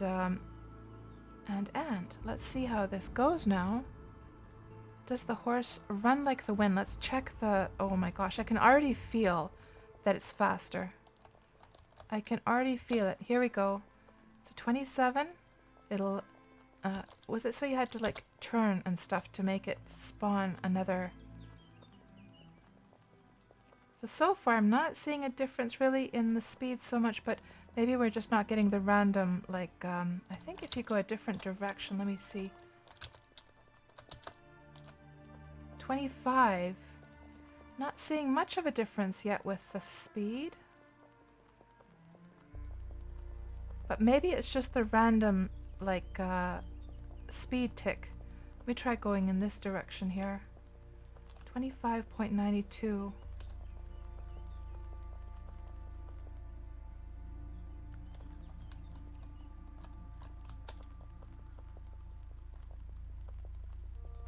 Yeah, that's very strange, because your saddle is literally isn't it like over 20 points? Oh, there we go, 31.68. So it seems like the quality of the saddle might not have that much of an effect. I thought it had a huge effect, but it's 31.68. I could swear that's what we were getting with the previous saddle as well. Could it be that the BOTD was only a couple points more? So that's interesting.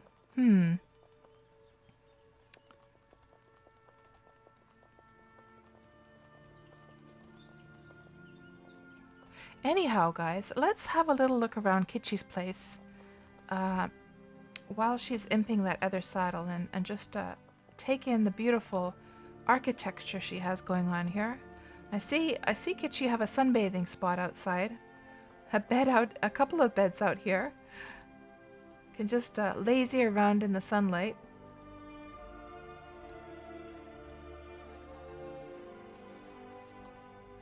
And I should probably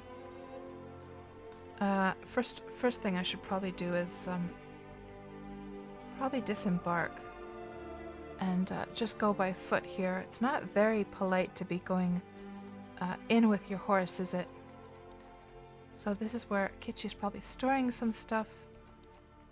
Got the kiln over there. I need to build myself a kiln on the new servers.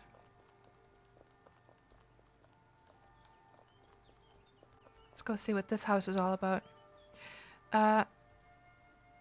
Okay, Kitschy. So far, so good, though.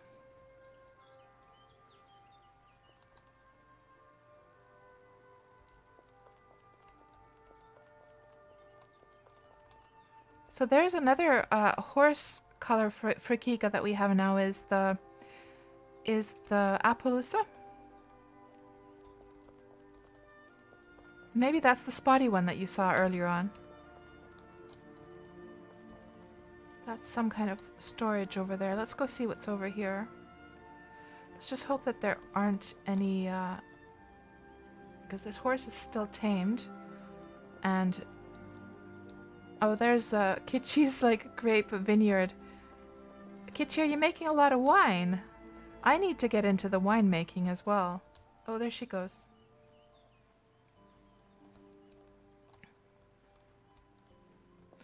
And Du Jensen, by the way. Yeah, I noticed you had made smelters for everyone.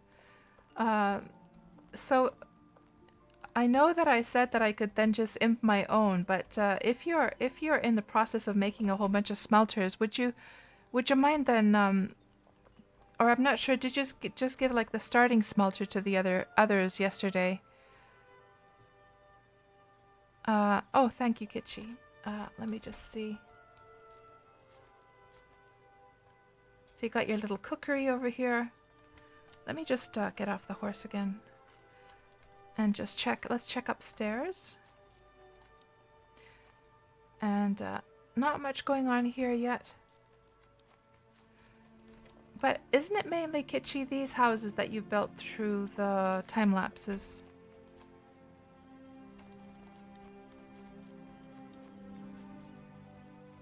Oh, right, Du Jensen. Yeah, I thought you had done one also for Antierk, but maybe I was reading incorrectly. Ivy Song says the cats in so the horses in the second's pen are all on fire. Oh, Ivy, you mean the pen for sharing? Yeah, I'm not using that pen to share with you guys anymore. That's changed. Yeah, so if you need a horse, at this point I don't have like garbage horses anymore, unless I'm like slaughtering horses for myself just for the use of leather. So what's your main need for the horses? Is it, because I know you were slaughtering some horses before, so do you need them for riding or do you need them for slaughtering? Because if you need slaughtering horses, I can then bring you the horses that I slaughter once in a while over there. But I also need leather for myself because I'm getting into leather working. Or do you need them for riding or for your carts? Oh, I see, Du Jensen. Okay, so in that case, never mind. Yeah, I thought you were making a whole batch of smelters there. And then I was like, oh no, it's going to take me ages until I get my own smelter finished. But we'll see. We'll see how it goes. This I really like. I really love the design of this entrance here. I haven't seen anything quite like it using the T arches.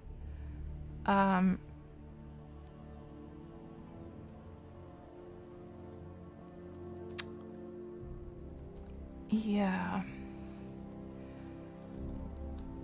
Well, let's do this. Let's do this. I'm in no rush. I'm in no rush to get the smelter, really, to be honest. I will see if I can get my masonry up in the next few days, and if it looks like it's kind of like impossible to keep let's do this. I'll try and work on it, and if it seems like it's really, really like impossible to do, then I'll grab. I'll give you a nudge and ask if you can help out with that. Like if it literally starts to take me like weeks and weeks, then I'll ask for some help. Yeah. It's really cool. Yeah. So you need a couple for pulling a cart. So Ivy, are you still over there? Let's just log on quickly and get you set up with some horses since you're over there. Hold on. Let me just log in with Safarina quickly. So would you prefer, Ivy, would you prefer the hell horses or would you prefer just normal horses? Oh, you already went home. Oh.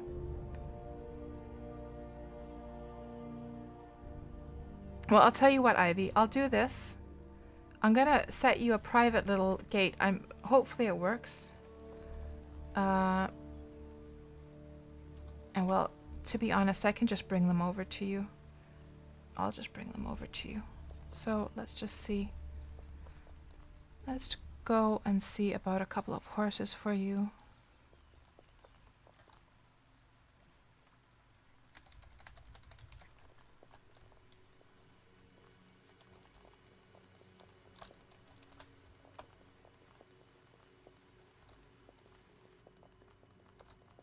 So this is what I've been working on here on the server of Melody with my character that I created at Steam launch, Safarina.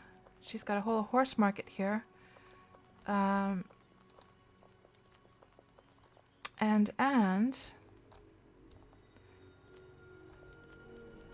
maybe a couple of these black silvers. Did you want to breed them, Ivy? Did you want them to be like so that they don't conflict with their parents?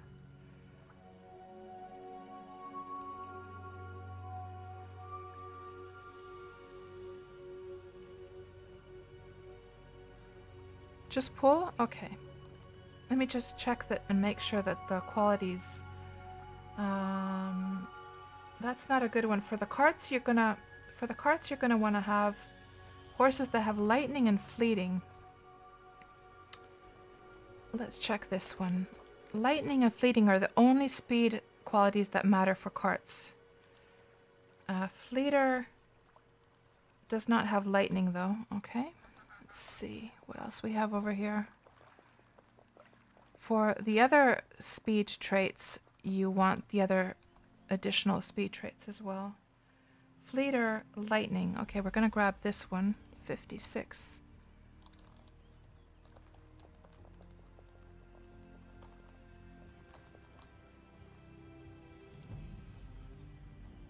Fleeter, lightning. Okay, we'll grab these two. 59 and 56. I just have to remove them from the merchant here. What did I say? 59 and 56? 59, 56. So that somebody doesn't go buying those keys and then they can't actually get their horse, right? Man, it's lagging a little bit right now with the two clients. Which is rather strange, actually, because this kind of jerky movement, I don't remember seeing that before. 59 and 56. Let me just... I'm not sure if squishing this client down to a smaller size will help with making... It does seem a little bit smoother now. Yeah, you see that? I could swear that helped. Let me just double check. 56, 59, yes.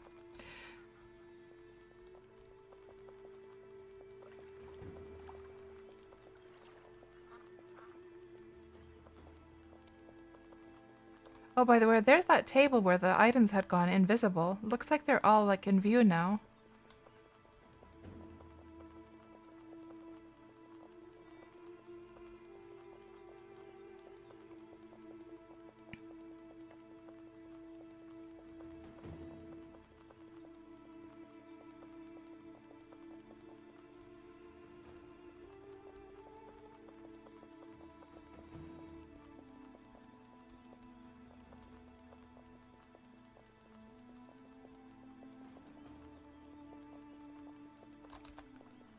So Ivy Song has been away from the game for a few months now, and Ivy, I could swear I saw that you had been playing some World of Warcraft, perhaps, in Discord. I think it was showing that you were playing that. And you came back to Wurm today, and Antirk came back to Wurm yesterday. So it's very cool to see that you guys are back. And there's Ivy, I betcha. Yeah, there's Ivy. And so Ivy, you're just getting everything like set up again.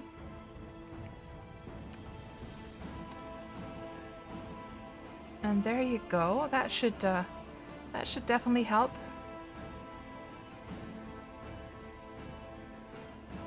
So that's why Ivy didn't have anything to pull her cart. So those horses should definitely help a bit.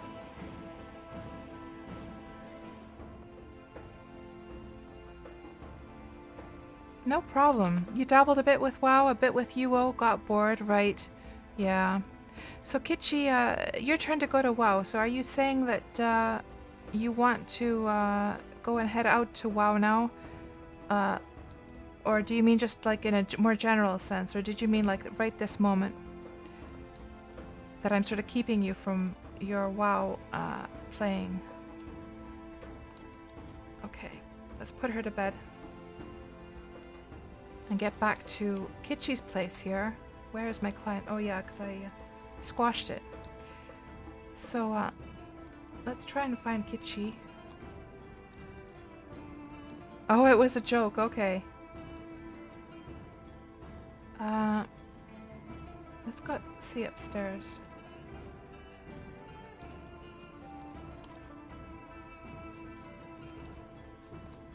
Man, I really like the balconies on the timber balconies.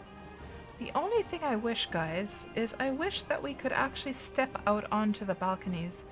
I'm guessing I'm not the only one who wishes just that one step.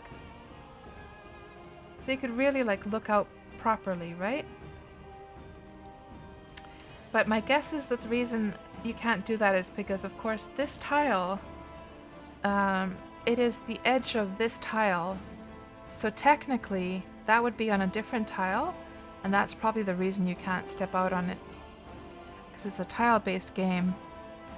Taiki also wishes we could, yeah.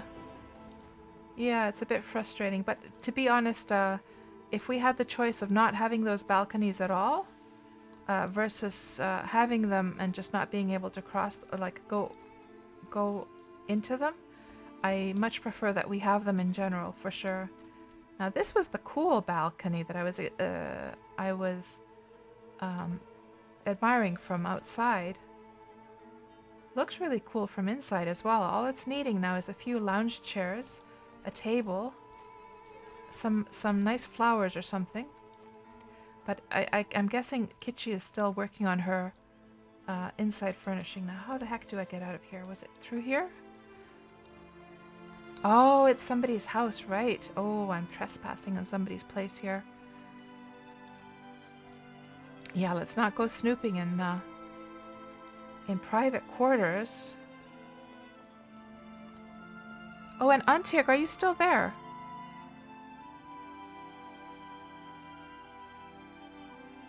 Antirk was, we were making small bells for our sermons, so that when it's time to do a sermon, somebody rings the bell, like the small bell that you can have in your inventory, and then we all know to rush over to the altars.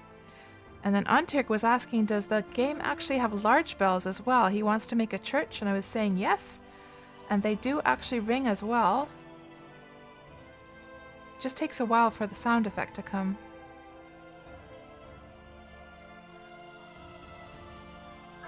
There we we go. See how much of a delay? It's weird that the delay is so long.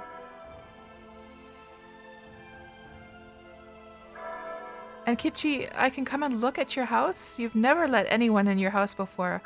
A KatsPurr exclusive. Really, Kitschy? Aw. So do you mean the place that we were trying to explore just now, or another building? And Taiki says somebody has an outside schoolhouse on your server. Oh, that's cool. Do the players actually, like, do they actually organize, like, stuff there, Taiki?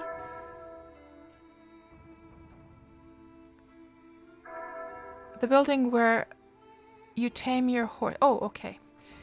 So, it would be over here then. Oh, right, Taiki, you've just gone past it, right. So no idea whether they organize stuff. And, yeah, I have a feeling this is going to be very, very cozy. So let's have a look inside. The doors are locked up there. The doors are locked up there as well.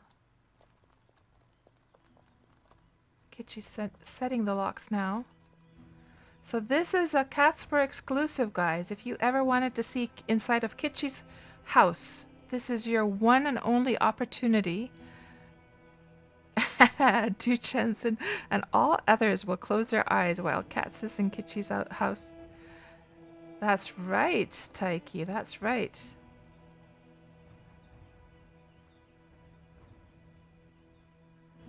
You know what's really comforting, Kitschy, is because you're just as disorganized inside your houses as I am. I'm also the same way, that I have my houses and the layout of my deed and the terraforming and all that stuff like tip top, and then the inside of my houses are like a hurricane. Take my shoes off. Oh, is that the reason? Okay. Let's take the shoes off then.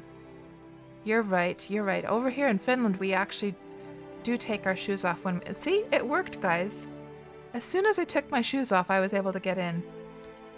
That's what it was.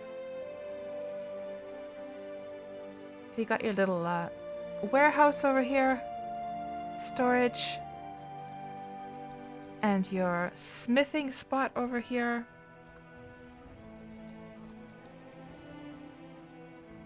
Let's see if there's anything secretive here. Behind the crates. No, nothing hidden. Oh, you got a rare forge. That's nice. Yeah, I've been trying to make my forges rare for years. Without any luck. I do have a rare oven though. But even that was salvaged from fallen deed. Let's see what we have up here. Another one of those little balconies. What a beautiful view that would be. Man, I think if we go to first person view, at least we can admire it a little bit better. There we go. Ooh, there's a nice little balcony down there, Kitschy. I want to go check that out.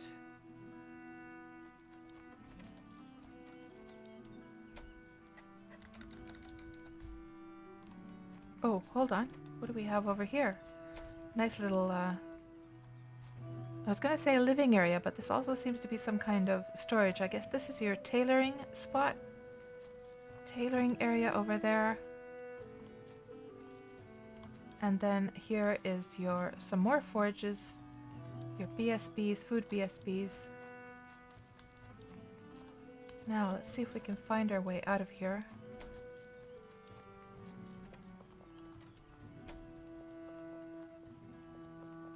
We better put those shoes back on, right?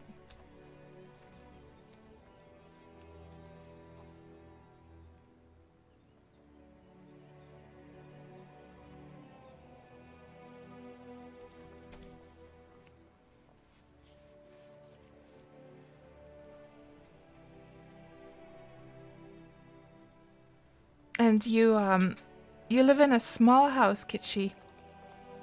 I want to see this place behind. So is that your place also behind, or does somebody else live there? Let's see, which horse is mine? This one, the Fast Dance Roulette. Let me see if I can find my way to this other place here. It's yours? Okay, let me see. How do we get there? Through here?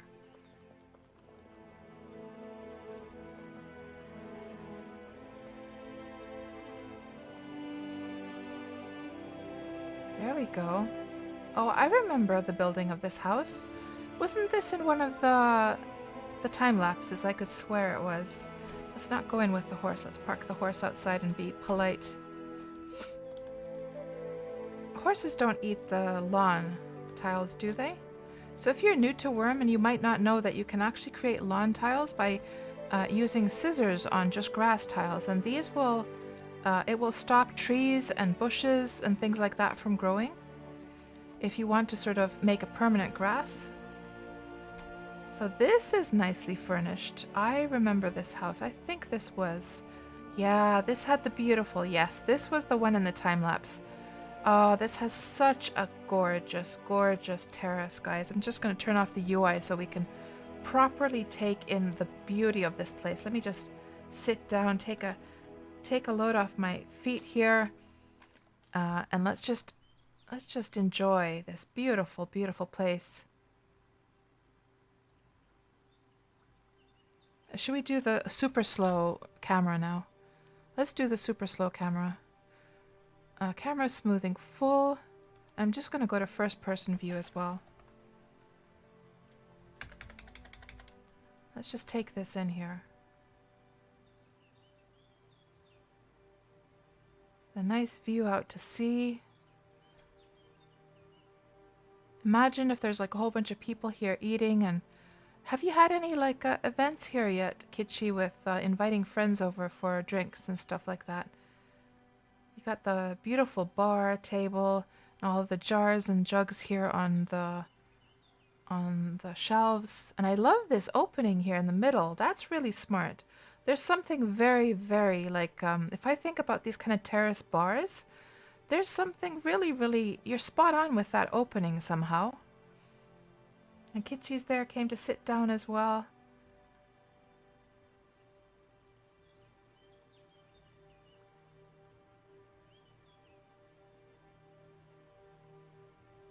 And you got the pottery rooftop, which really, really works well with this building, this kind of nice southern, it's like a place from Spain or something like that.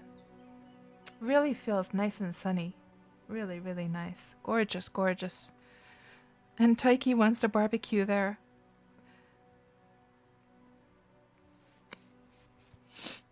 Yeah, nice. So I think, I think I'm gonna start wrapping up the stream. So I think did we sort of check out your whole place already, Kitschy? I think we did, didn't we? Oh, I should turn the smoothing off because otherwise it's going to be a pain in the butt to move around. There we go. That's more reasonable. Now let's check out these other rooms quickly before we finish up here.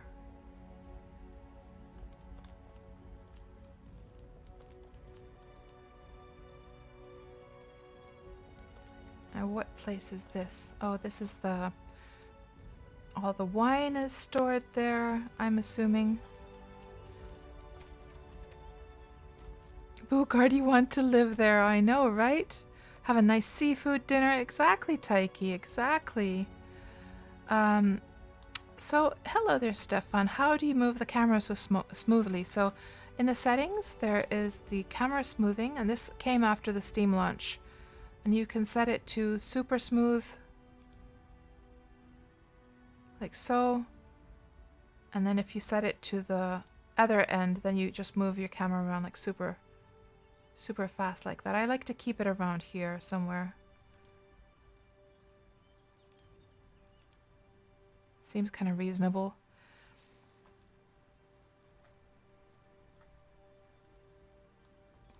Yeah.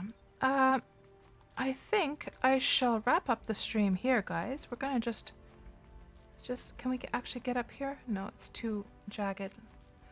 Oh, look at the rainbow. That's the perfect view to have as our sort of last view here. It's actually even reflecting in the water, which is cool. I haven't noticed that they actually reflect in the water. And we'll wrap up the stream here. So let me just switch over and see if there's anyone streaming right now, streaming somewhere. And thank you so much for the follow, Fragnout, and I'm glad you're enjoying the stream. And let's just switch over here, and I shall check to see who might be streaming some Wurm today. There have been some new Wurm streamers again.